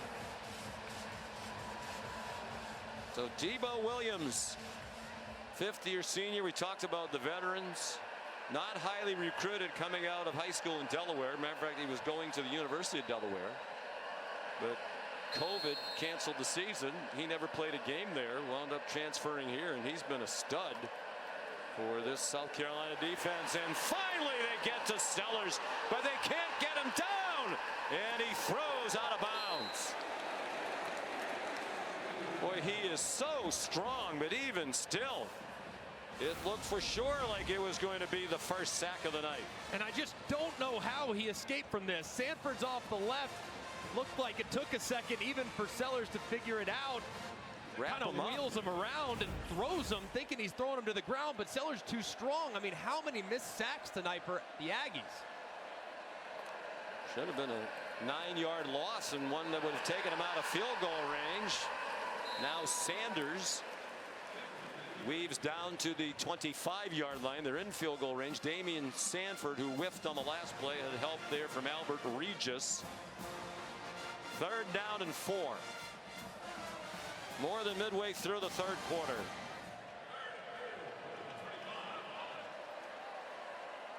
That's a stunning number. South Carolina's been a good rushing team, not great. Middle of the pack in the country. Here's a blitz from deep. That ball to the end zone and over the head of Jared Brown with double coverage there for Texas A&M. Will Lee and Bryce Anderson. And I think you have to kick the field goal, don't you? Absolutely. Take a 2-score lead. Idea of taking the shot to Brown, but ball's in the air just way too long and allows Bryce Anderson to get up over the top. But that's a great job by Texas A&M's defense. You have sudden change, 4th down stop. All the momentum's on the side of South Carolina. You get off the field immediately and force the 3. I know they get points, but man, that's going to feel like a huge morale boost on the sideline. Herrera's 2 for 2 tonight. He's 12 for 16 for the year. That's 4 misses, which doesn't seem like it's bad, but that's more field goals than they had missed in the previous 3 years combined. But he's 3 for 3 tonight, and it's a 2-score game. They still can't get Lenoris Sellers on the ground. Almost time for the first college football playoff rankings release. Be revealed Tuesday on ESPN 7 o'clock. College football playoff top 25 show presented by Allstate. The Allstate playoff predictor is also giving us numbers relative to Texas A&M's chances to reach the SEC championship game. Currently 54%. They're the only undefeated team in conference play at 5-0. Obviously the numbers get better with a win, go down with a loss. A loss tonight would drop them into a group of 5 one-loss teams, although we should point out that Tennessee's playing right now. And they were a 2-loss team in the conference. But it's interesting, and I think the reason why the numbers are just kind of 50-50, even though they're alone atop, is they do have a game with Texas to finish the year. They do, and a road trip at Auburn, which is a difficult place to go play, and we've seen many of championship dreams die on the field of Jordan-Hare. So I think when you look at this game, coupled with the road trip to Auburn right before the Texas game, it's still a very challenging November for the Aggies. On first down, Marcel Reed throws low. Don't forget to go to ESPN.com/Allstate Playoff Predictor to check out your team's chances to make the college football playoff. Tennessee is a 1-loss team in the league, along with LSU, Texas, and Georgia. 6-yard gain on that play to Jahdae Walker. Interesting talking with Mike Elko last night. He said he thinks Georgia is the best team in the SEC. They certainly have looked like it at times, but not in the first half today. They definitely looked like it in the win at Texas. Amari Daniels comes up a yard short of the first down. So down 2 scores again. They rallied from 14-0 down in the first half to take the lead, and a late South Carolina field goal in the final seconds of the half sent them to the dressing room tied at 20. Short yardage situations have been a little bit of a problem for the Aggies tonight. Another one here on 3rd and 1. Third down. They're 3 out of 10 on 3rd down. Twice they've been stopped on 4th down and 1 in their own territory. And they're going to have another 4th down and 1. Debo Williams again. And Monkel Goodwine. I mean, the play is almost the exact same as the one they ran up 4th and short a second ago. You have left to right misdirection. Debo Williams goes right through the gap, makes the contact behind the line of scrimmage, and they get off the field yet again. And they're going to punt. Now, I understand they've stuffed you twice, but now there's 5 minutes to go in the third quarter, and you're down by 10. And it feels like surrender. And not a great punt. High but short from Trevor White. And the fair catch made by Jalen Kilgore. Are you surprised they didn't try again? Really? And why do they keep running up the middle when it's not working? And their one massive run earlier in the game that resulted in a touchdown was off tackle to the right. So at some point, maybe try something on the edge, something out to the outside. But I don't understand why you'd punt there and go for it a moment earlier. did the analytics change, or did they just? I doubt it. I mean, I think if anything, sensing that his team really isn't doing a great job blocking up front on short yard situations. ESPN analytics said they should have gone for that. I would think most analytics do. Here's a blitz off the corner. And a lot of damage going to the right. That was Oscar Attaway, tackled by Shamar Stewart, a 1-yard gain. They do lead the country in Shamars, particularly among the defensive line. Stewart and Turner. Gets confusing when you're meeting with the coaches and they talk about Shamar, and you always have to ask which one. Right, and they both wear single digits. One wears number 5, one wears number 4, and they both can wreck the game for the offense. And credit to this offensive line, although they've been helped a lot by Sellers' ability to escape. But this was an offensive line that had given up 32 sacks entering tonight, second most in the country, fewer than only Oklahoma. And they'd been sacked on 13.5% of their dropbacks for the year, which was most in the country. They don't even throw it that much, and they still had 32 sacks. But no sacks for either defense tonight, in large part because Sellers has escaped over and over again.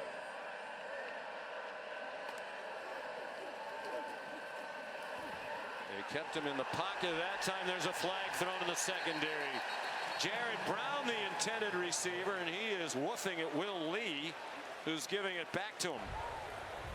Holding. Defense number 26. 10-yard penalty. Automatic first down. And a killer on 3rd down and 9. There's 7th penalty. South Carolina's not been assessed for one, and there's no question about that penalty. Yeah, that was the easiest call in the world for the official. The throw was high, but I mean, just completely draped all over him. Both arms wrapped around Jared Brown, and Mike Elko's got to be so frustrated. That's now 7 penalties for nearly 80 yards. Just not good.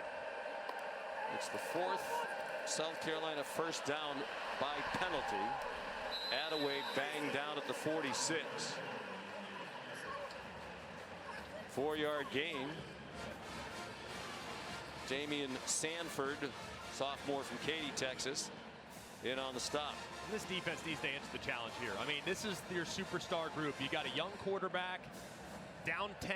You've been in this situation before. You were last week, so no need to panic. But the defense last week responded to the challenge by forcing several turnovers. Now they got to find a way to get off the field and disrupt the rhythm of this offense. Design run again. They lean to the right, and Sellers is out of bounds at midfield, a couple of yards short of the first down. The penalty disparity is jarring. They were penalized, A&M, 6 times in the first half, none for South Carolina. The +6 in accepted penalties, the most in a first half in a Texas A&M game since 2010, when they were flagged for 6 more accepted penalties in a game November 13th of 2010 at Baylor. So this is a rarity. Sellers is up to an even 100 yards rushing, first of his career. Raheem Sanders, the running back, and he drove the defense back for a moment, but Damian Sanford slowed him enough and got help to stop him short of the first down. And now it's a Shane Beamer decision on 4th down and less than a yard. He's been aggressive all night. Would anticipate him being aggressive again here. Can the A&M defense get a 4th down stop on 4th and 1, as South Carolina's done twice tonight? South Carolina's had a ton of success running to the right and running up inside, but this time there's a bunch of defenders on the right side of the center. There was movement. He got back. No flag, no whistle. Play clock at 2. And they're going to take a delay of game penalty.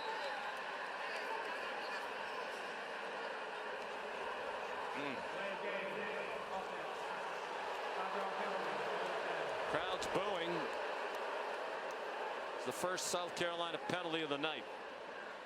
And he wanted an offside call against A&M. Yeah, number 5, Shamar Turner. Watch him jump here into the neutral zone. I mean, right there, you can either snap the ball, and it looked like the right guard, Simpkins, tried to reach out and kind of stop him, but they've kind of adjusted that rule a little bit to where it's not an automatic offsides if he can get back in time. And I'm not sure the offensive lineman actually made contact. It is reminiscent. We can bring Bill in on this if he wants to. Matt Austin talked about that. You can jump back as you're the offensive player in response to the movement, but it has to be kind of a natural. You can't be able to reach out and slap you. Correct. Slapping him across the helmet. That's exactly true. Just the way you explained it, Sean. Well, thank you, Bill. I do listen to Matt Austin occasionally. Not often. Your batting average on getting things right was comparable to that of Aaron Judge in the first easy. 4 games of the World Series. Jabri Barber, the fair catch of a 39-yard punt. Shane Beamer still hot. Understandably, but that is an adjustment. I think in years past, it probably would have been an offsides, but they've adjusted that to give the defense a little bit more grace to be able to get back onside. Are you surprised he didn't go for that 4th and inches? I am, especially with how they've been really controlling the line of scrimmage. There haven't been a lot of negative plays forced by A&M, so I would have run it. Minute 37, third quarter. Texas A&M down by 10. Marcel Reed, good catch on a ball behind Cyrus Allen and a flag down at the end of it.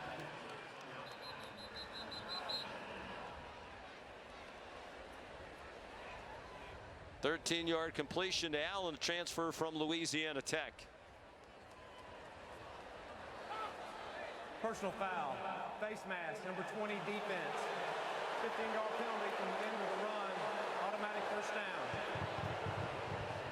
Judge Collier. Looks like as he's going to clean it up.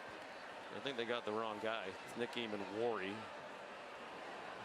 Number 7 there, Nick Eamon-Wari. Did he ever grasp the face mask? Either way, you saw the official see the helmet turn to the left.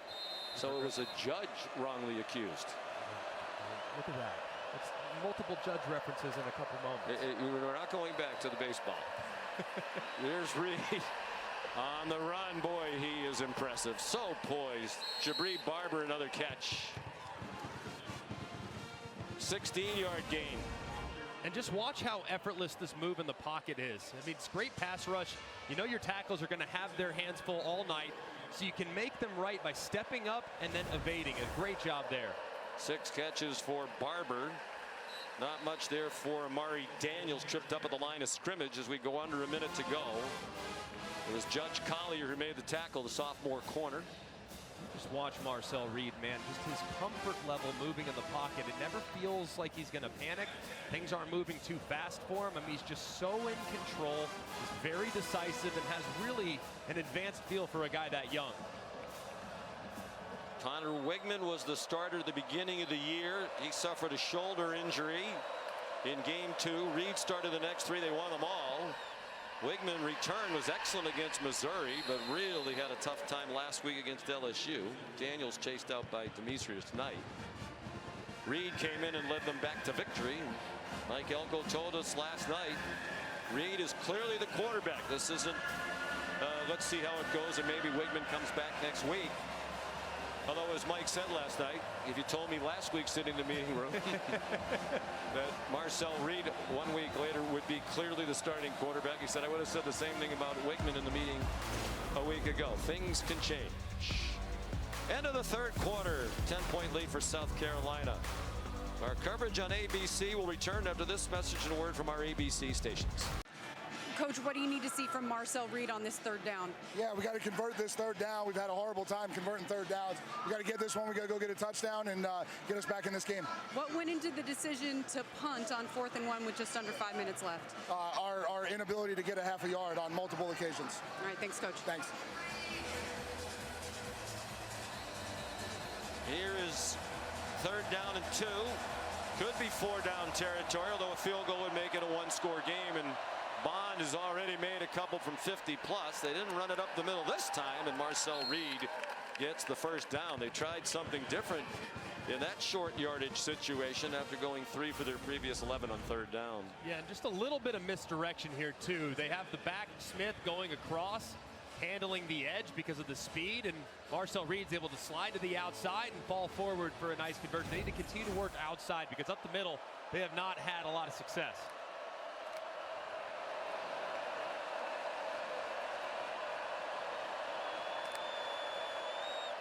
After the 7-yard gain against an awkward little connection there, and it's an interception. O'Donnell Fortune down the sideline. He's going to go all the way. Touchdown, 86 yards.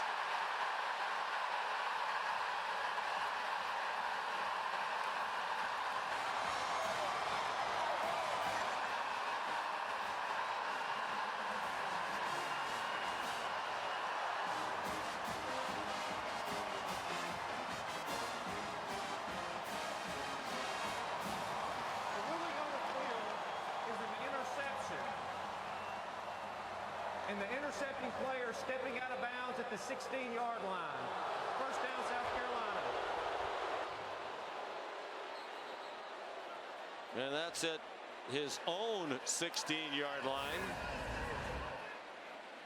So instead of an 86-yard return for a touchdown, it's a 2-yard return. And it does look like his left foot is on the boundary there. Yeah, it does. I mean, the officials are all over it, and while deflating, take a look right here. The left foot. It looks like he is out right there. Well, just a little bit. It's close. Very close. Very, very close. That one was close too. The second step. They had 2 defensive touchdowns last week. Fumble return, scoop and score by Tonka Hemingway, and an interception return by Nick Eamon-Warry. They almost had another one there. And again, some problems on the exchanges for Reed. That is their first turnover of the night. And the first turnover that Marcel Reed has been involved in this year. He hadn't lost a fumble, and he had not thrown an interception. Sellers throws it deep, double coverage, and incomplete. Looking for Nick Harbor, who's 6'5", 235, and an All-American track athlete.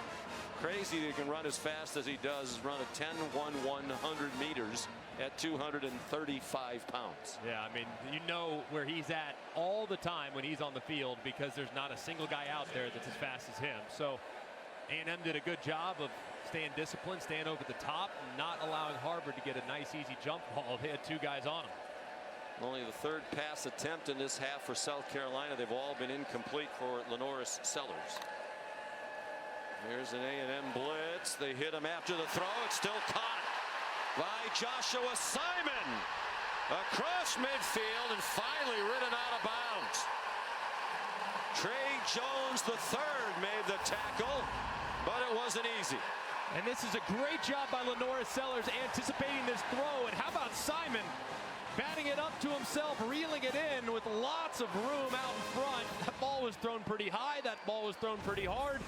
But the veteran Simon, tight end, reels it in for another big play. The 40-yard play, 33 after the catch.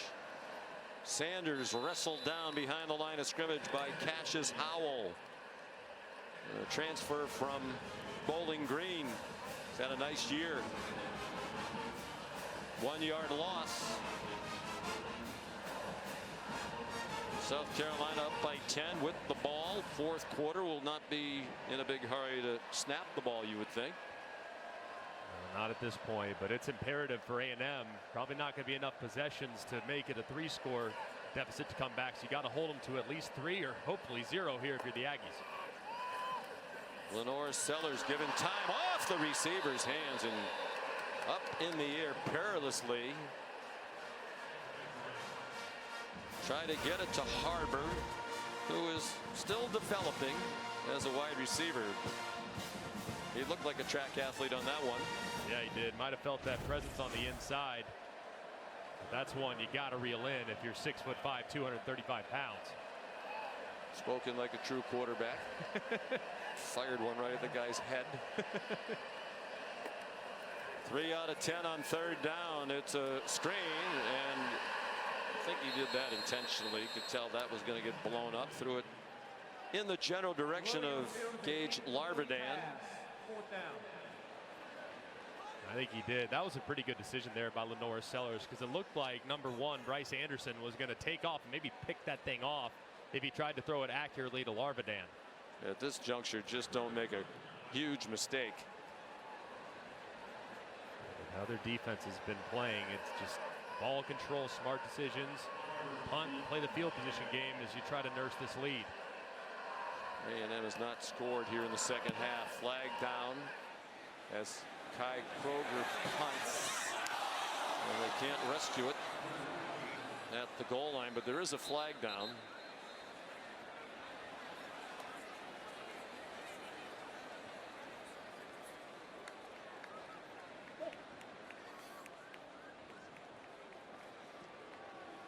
I would think Mike Elko would turn that down. Why give Kroger another chance to put it in the coffin corner? Illegal formation, kicking team, more than 4 players in the backfield. That penalty will be enforced from the 20-yard line. That makes sense. Take it on the end of the play, and they'll start at the 25. Shane Beamer looking for one of the biggest wins of his tenure here in Columbia. ABC on ABC. Sold out Williams-Brice Stadium in Columbia, South Carolina. More than 77,000 on hand watching the Gamecocks host Texas A&M, the only remaining undefeated team in conference play in the Southeastern Conference. Mike Elko's squad 5-0 in league play, but down by 10 with 12:44 to go. Aggies start from their own 25, and that ball is way out of bounds, intended for Noah Thomas. Here's Molly.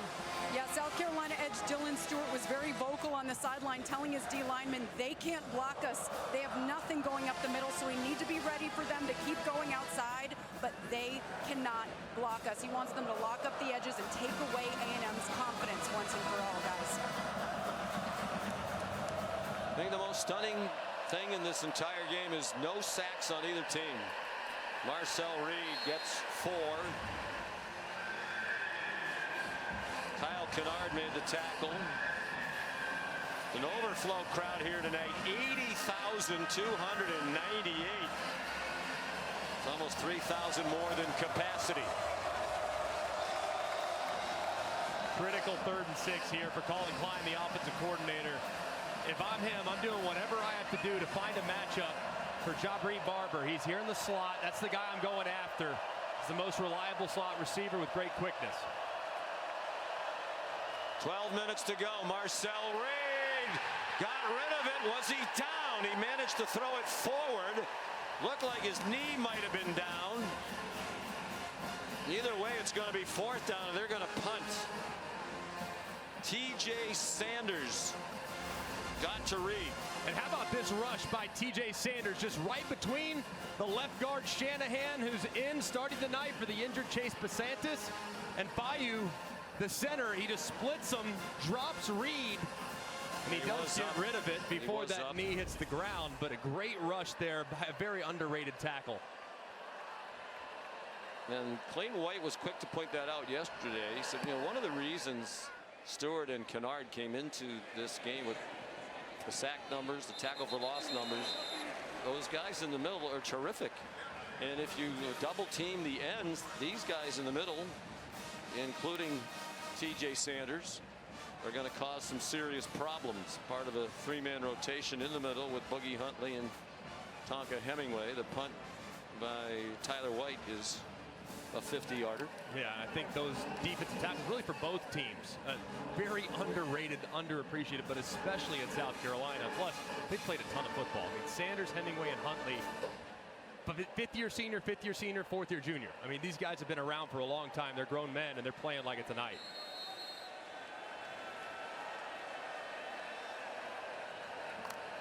They'll look to kill some clock. Raheem Sanders, no gain. Scooby Williams made the tackle. Transfer from Florida. He played last year for Jay Bateman, who's the inside linebacker coach there, now the defensive coordinator for Mike Elko. You need to be in a hurry if you're Lenora Sellers, and if you're Jay Bateman, the defensive coordinator. Probably don't want to get too aggressive. I mean, you've gotten a little aggressive at times, and some big runs have occurred. So kind of keep it in front of you defensively and hope that defensive line will hold up. Now there's an injured Carolina offensive lineman Torricelli Simpkins, the right guard. Timeout, 11:13 to go, and a 10-point lead for the Gamecocks. Saturday Night Football is presented by Capital One. What's in your wallet? And in part by the all-new Sonic Smasher. Live free, eat Sonic. Been a frustrating year for South Carolina, agonizing against ranked opponents. Fourth quarter leads here against LSU. On the road at Alabama, they could not finish. Can they do it tonight against the top team in the SEC and the number 10 team in the country? Leading by 10, 11:13 to go. Torricelli Simpkins out of the game. Trovon Baugh is in at right guard. South Carolina's had the same 5 offensive linemen start every game this season. They've had one of their best nights tonight, helped by the elusiveness of Lenoris Sellers. And he sidesteps the rush again and dumps it off for Raheem Sanders. And that's a nightmare if you're the Aggies. It looked like it was going to be a sack. Albert Regis didn't get him, and it took Torian York to bring him down after a 5-yard gain. And it's just amazing. I mean, time and time again, Regis this time sidestepped by Lenoris Sellers. And how about Rocket Sanders? I mean, does he look different tonight or what? Just refusing to go down, showing some shiftiness that we haven't seen in a couple weeks. But that was a great play to make it 3rd and manageable. Big 3rd down. They pick it up. Fresh set of downs. They kill a lot more clock. Sellers again gets away and completes it. Rocket Sanders flying down the sideline and pulled down inside the 40 by Solomon DeShields. That's the story of the night. Sellers escaping again and again. Well, it's because number 0, Scooby Williams, is so worried about Lenoris Sellers' legs. He's in spy. They just lose track of Rocket Sanders. He's working against DeShields, but DeShields kind of loses him as he gets out of the backfield. Sellers keeps his eyes downfield and delivers another strike for a big conversion. 129 yards rushing and 92 receiving for Sanders after that 36-yard play that keeps the clock running. Now under 9.5 to go. Oscar Attaway dropped for a loss of 1 back to the 40. It's amazing. I mean, I've been calling Rocket Sanders games for feels like forever. I mean, I've watched this kid, I feel like, grow up dating back to his time at Arkansas. Just, he hasn't been the same guy the last couple years, but my goodness, man, tonight, that's the Rocket Sanders that we know and recognize as SEC football fans. Just a tremendous performance. One of the best in the country 2 years ago. Last year, a lot of injuries. Sellers again got it off, and Attaway can't catch it. An incomplete pass that stops the clock for the Aggies. 2 years ago, Rocket Sanders at Arkansas had a huge year, rushed for more than 1,400 yards, and was first team all conference. That is about 300 yards more than South Carolina rushed for all of last season. That doesn't put things in perspective or what? They're clearly making running the ball a priority, and Sanders is turning back the clock. Man, it's great to see.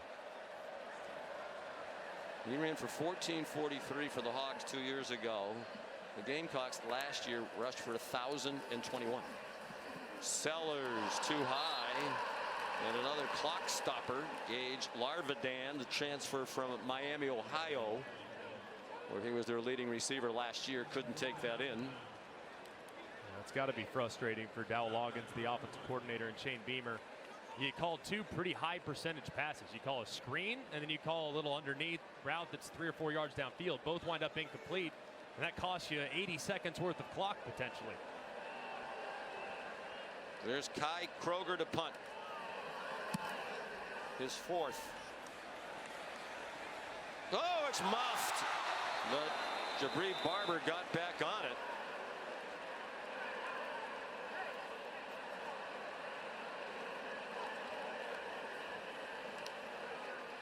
And the Aggies will start from their 11.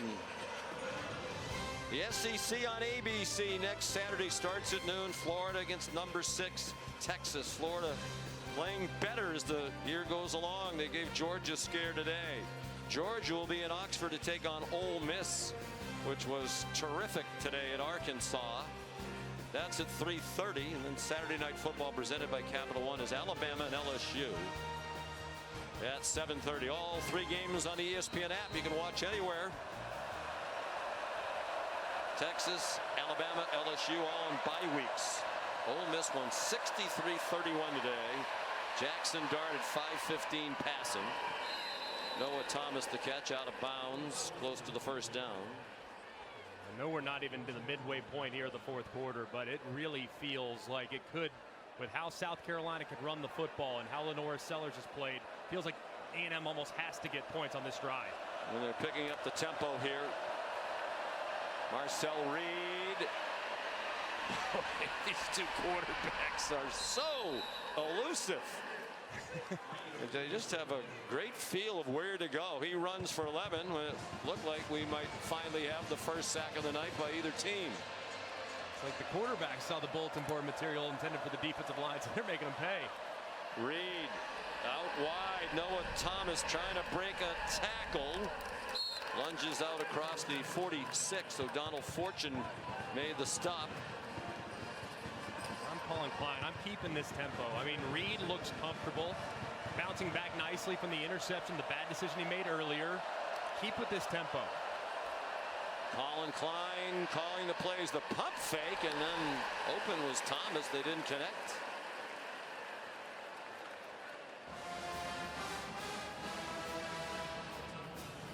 Colin Klein and Mike Elko had no relationship at all.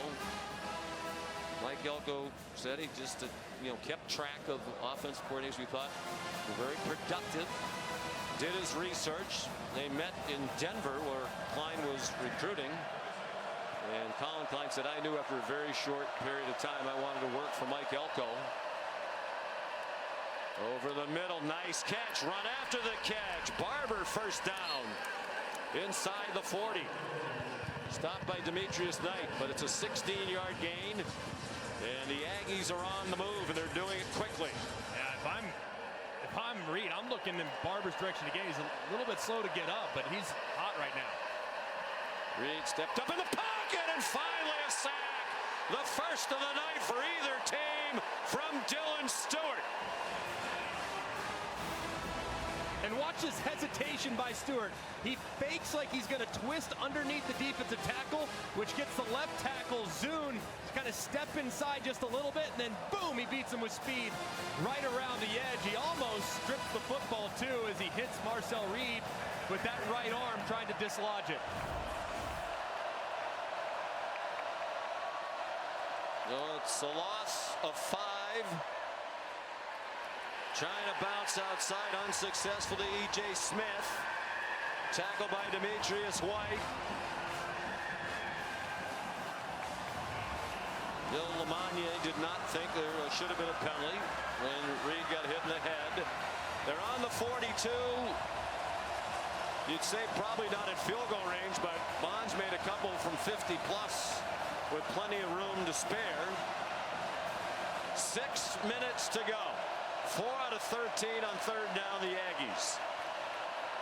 Reed sacked again back at the 49. T.J. Sanders.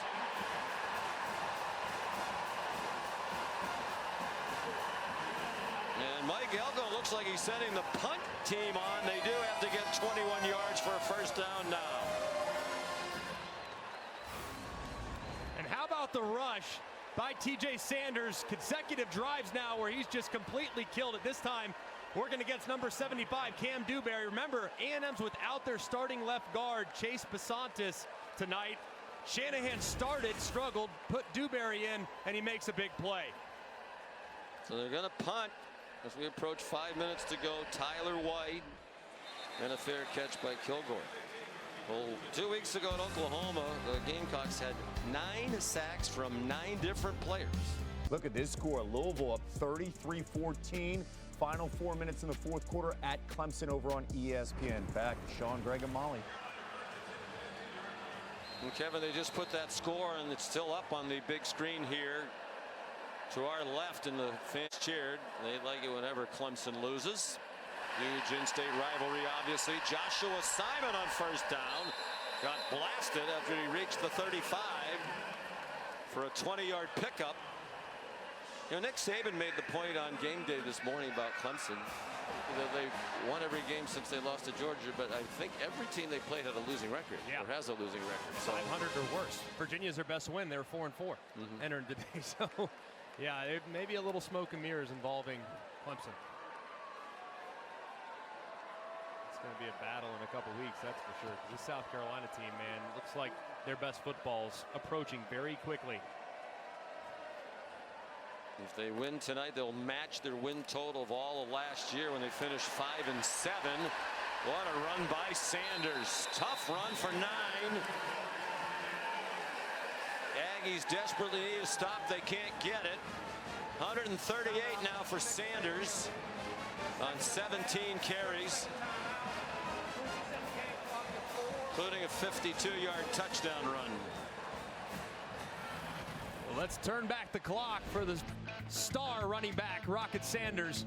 How about this run right here? Downhill, but watch this bounce to the outside. And a great job breaking a tackle and taking off for more yards after contact. And then he gets a really favorable look. And guess what? It's nice when the safety picks the wrong hole. He's out the gate, but you see the speed that he became known for so many years here in the SEC. But he's not just doing it on the ground, he's also doing it through the air. Third down, critical third down situation. He breaks free, gets friendly for his quarterback, makes the catch, turns upfield for yet another big gain. So Rocket Sanders, just do it all performance today. 138 on the ground, 92 through the air, and just constantly putting tons of pressure on this Aggie defense. A lot of these students have made their way down close to the field. They are anticipating a field storming here. They haven't had a win over a ranked opponent since 2022. Because memorably that year, they finished strong at the end of the regular season.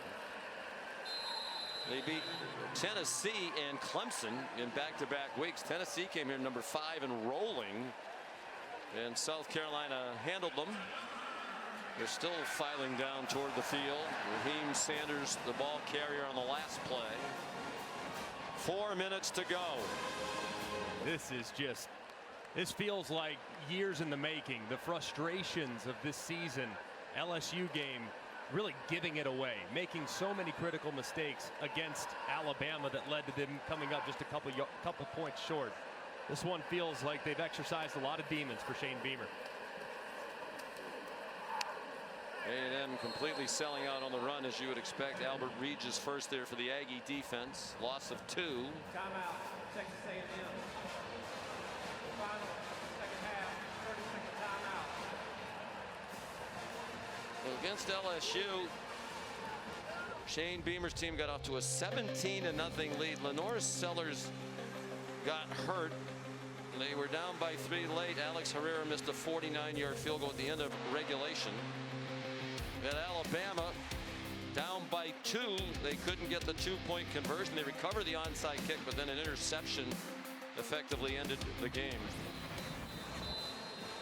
And when we talk to Shane Beamer, you know, those things sting and they don't go away. Yeah. You know, he's sitting there thinking we could so easily be in the position that Texas A&M is in. They're other loss against the ranked team, they got hammered here at 27-3 by Ole Miss, but it could be a much different season right now for South Carolina. Yeah, I mean, to have one performance that left something to be desired. The rest of them, they played well. I mean, I guess you could say ODU, week 1, didn't play very well there, but they dominated Kentucky on the road. I mean, this team, they can certainly elevate their play at a moment's notice, and they have tonight. There's a broken tackle. And a touchdown for Joshua Simon.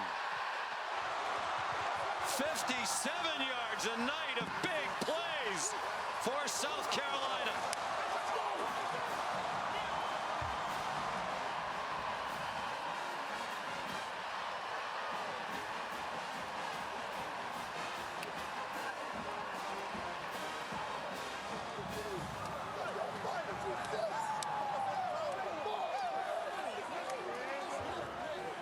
catches, 132 yards for the tight end Simon, and now 2 touchdowns.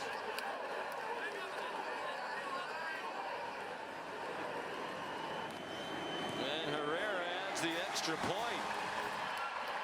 And all of a sudden, it's the largest lead of the night. 17 points for Shane Beamer. And full sellout by A&M against the run. So they just sneak Simon right out into the flat. They fall for it. Simon breaks the tackle of Will Lee, and he's off to the races. Makes another guy miss. And Willie Bryce has come alive. Here as the great tight end makes another big play, and South Carolina on the verge, delivering Shane Beamer a signature win here in 2024.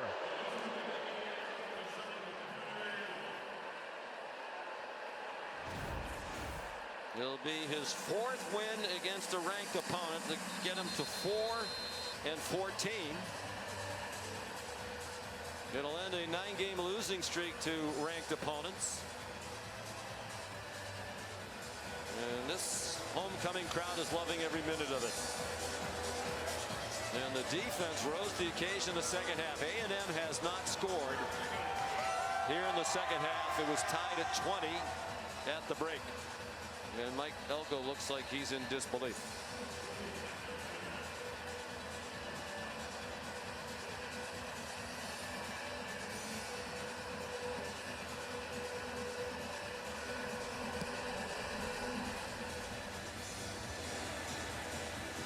And Greg, how about this number? As the fair catch is made. Excuse me while I look at the chart. Carolina came into tonight with 53 explosive plays for the year. Now that is rushes of 10 or more yards and passes of 20 plus. They've had 6 passes of 20 plus tonight and 8 rushes of 10 or more. It's unbelievable. To see 517 yards of offense against a defense that is this good, that is really built to stop what you do offensively, stop the run, own the line of scrimmage. It's just a remarkable effort by South Carolina.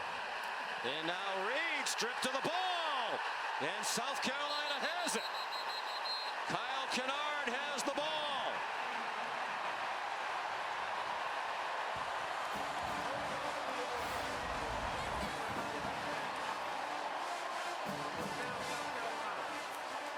Looked like he was trying to tuck it away with Tonka Hemingway with a hand on him.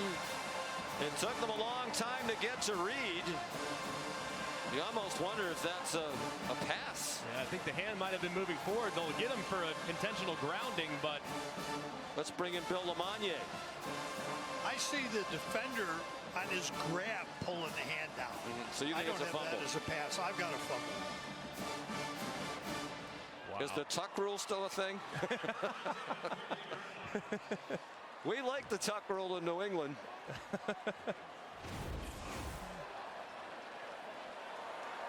The ruling on the field is under further review. Well, they're going to take a look at it in the booth. How'd you evaluate Marcel Reed tonight? He's had some really good moments, and he's had moments in which he played a little bit like a freshman.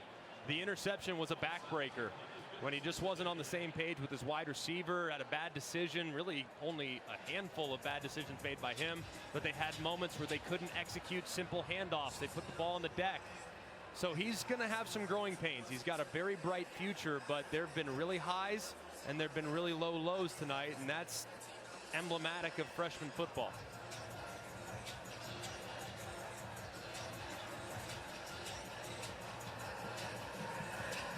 I think both of these teams are in good shape going forward at the quarterback position.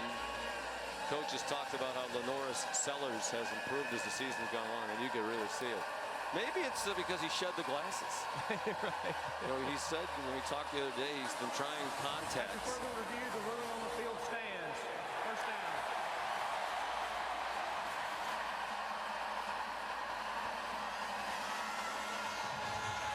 South Carolina led in this one 14-0. A&M went on a 20-3 run, and it's been 20-0 since for South Carolina. They've outscored the Aggies 17-0 here in the second half. They kicked the last-second field goal in the first half. 2 turnovers for Texas A&M. Both coaches, when we asked them the keys to the game during the week, first thing each of them said was turnovers. There haven't been many of them. 2 takeaways for South Carolina and 1 for a +1 for the Gamecocks tonight. Torian York made the tackle on Lenora Sellers. 6-yard gain.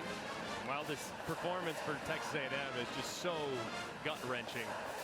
This is an improved program across the board. I mean, they have a lot of things to look forward to under Mike Elko. I could not be more optimistic about where the Aggies are heading, but this has been a tough pill to swallow after the breakthrough win last week. To go on the road into an incredibly hostile place is tough sledding.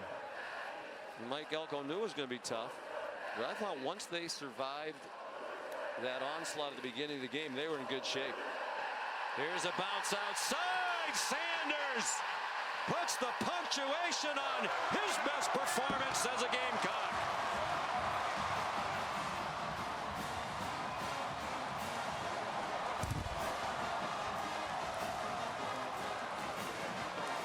That is his South Carolina high, 144 yards rushing, and he's now scored twice. This one from 7 yards out. And just a great job bouncing to the outside yet again. It's been time and time again. Secondary players, linebackers for A&M have kind of gotten caught inside, and Sanders with the bum ankle for several weeks, he couldn't get to the edge. Now he can, and he pays it off again. What a terrific performance from the veteran running back.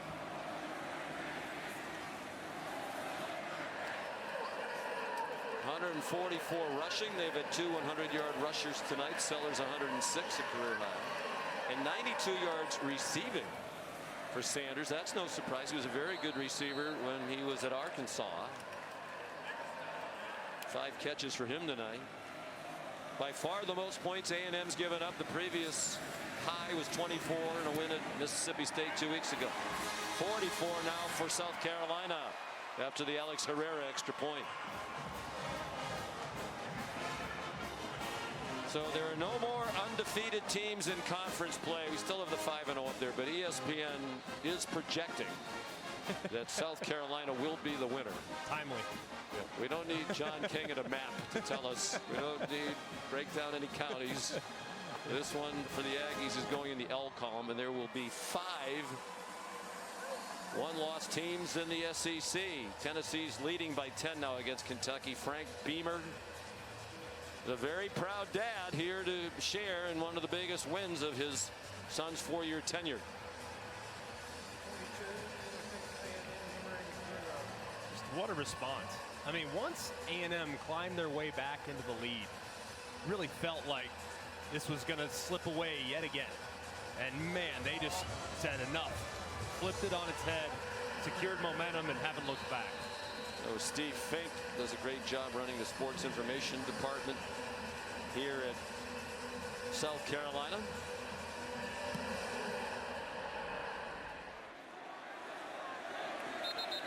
How about the story Shane Beamer told us talking about father and son? You know, one that he grew up with his dad on the sideline at Murray State and Virginia Tech. There's some great pictures in Shane's house here in Columbia with his dad. And his son, Hunter, is a fixture on the sideline. 2 weeks ago when they won at Oklahoma, there was a great shot in the final minute, the clock ticking off. Hunter walks over and hugs his dad and says something, and Shane Beamer started laughing. And what Hunter Brown said, hey, a couple of the players said they'd like you in the locker room to say, see you on Monday. There's Hunter. Usually they come in on Sunday, you know, for meetings, and Shane Beamer followed Hunter's advice, walked in, said, see you on Monday. Yeah, of course, it was a little easier to give him a day off because they were heading into a bye week anyway.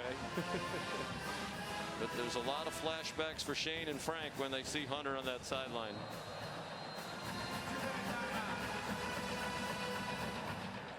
What a great man Frank Beamer is. One of the all-time greats. Amazing. As a coach in the Hall of Fame and as a person.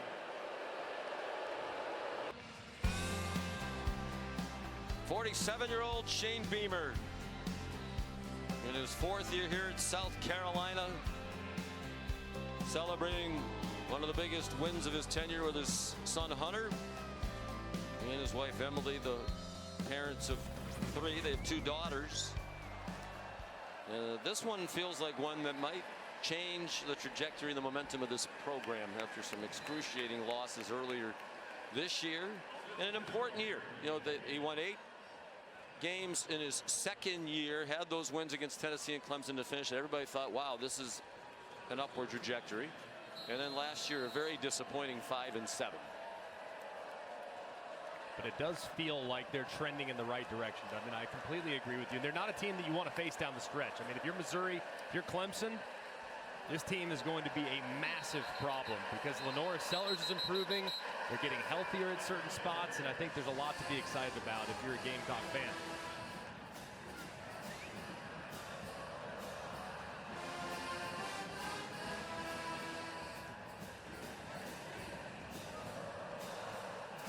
What a night for Lenore Sellers.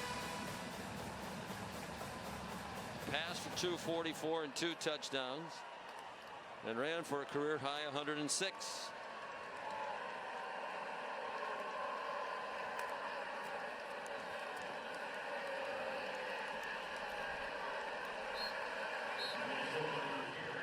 Well, earlier we talked about the All-State playoff predictor of the night toward the SEC championship game. And here's what happens to A&M's chances to make the 12-team college football playoff. With this loss, they go from 46% coming in to just 22%. And they're going to have to win that game against Texas at the end of the year. That's it. I mean, it comes down to they got to win out now. I mean, they have no margin for error, and they got to look pretty impressive, and they might need a little help along the way from some other teams as well. E.J. Smith driven back, and they're not going to snap it again. Mike Elko starting across the field to congratulate Shane Beamer.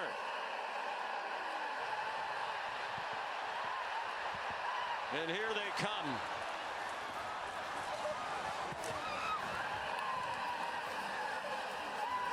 From everywhere.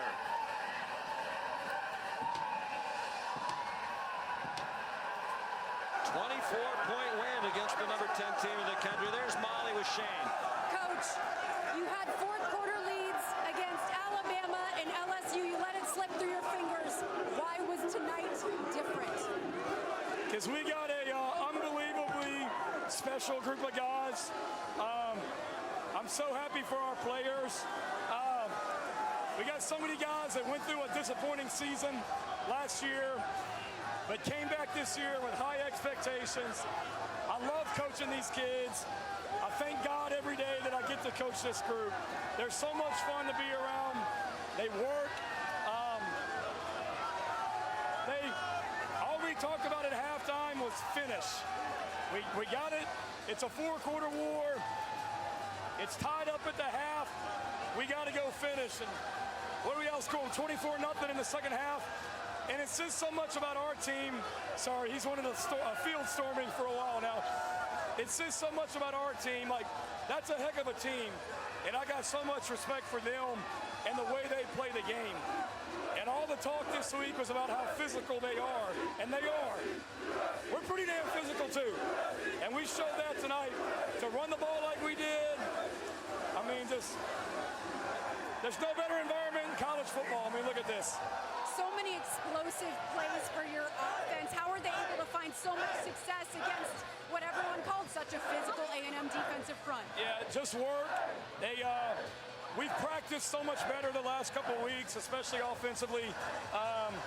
We just continue to get better. You know, I think I told you guys on Wednesday when we talked, Lenore was a young quarterback early in the year, and he just continues to get better every single game. You need to be talking to him. Because I wouldn't trade that kid. I wouldn't trade that kid for anybody. Coach, Coach, you mentioned all the talk this week was about A&M's defensive front. What kind of edge and physicality did your defense play with in this game? Yeah, that's who we are. I know I told you before the game, we told the players all week, this is going to be like a Tuesday practice at our place. And I may be young, but I got more old school in me than people think. And there's a lot of things that we do in practice that coaches have been like, you can't do that. I'm like, well, my dad did it for 29 years as a head coach, so we sure as heck can. But it's the way we practice, and what a statement win about our program.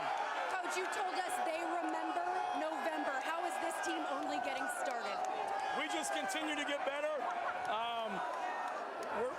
We're set up. We should be playing our best ball down the stretch here. The way we've continued to get better all year. We got a big challenge next week in Nashville. I watched Vanderbilt today go down there and dominate Auburn physically and get bowl eligible. So we know we have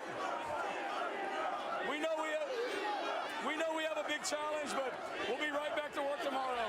Go celebrate this field storming. Congratulations, Coach. Thank you. Appreciate you. Big night for Lenoris Sellers. He's definitely much improved. He rushed for 106. The first Gamecock quarterback to rush for 100 in a conference game since 2002 when Corey Jenkins went for 101 on the ground.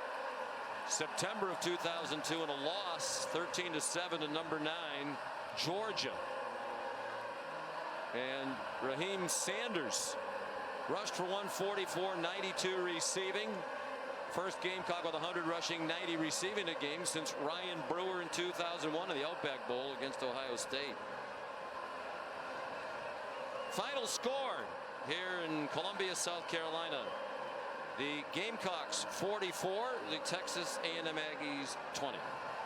Now for Greg McElroy, Molly McGrath, our great crew, Sean McDonough. Good night from Columbia. Coming up next, your local news over most of these ABC stations.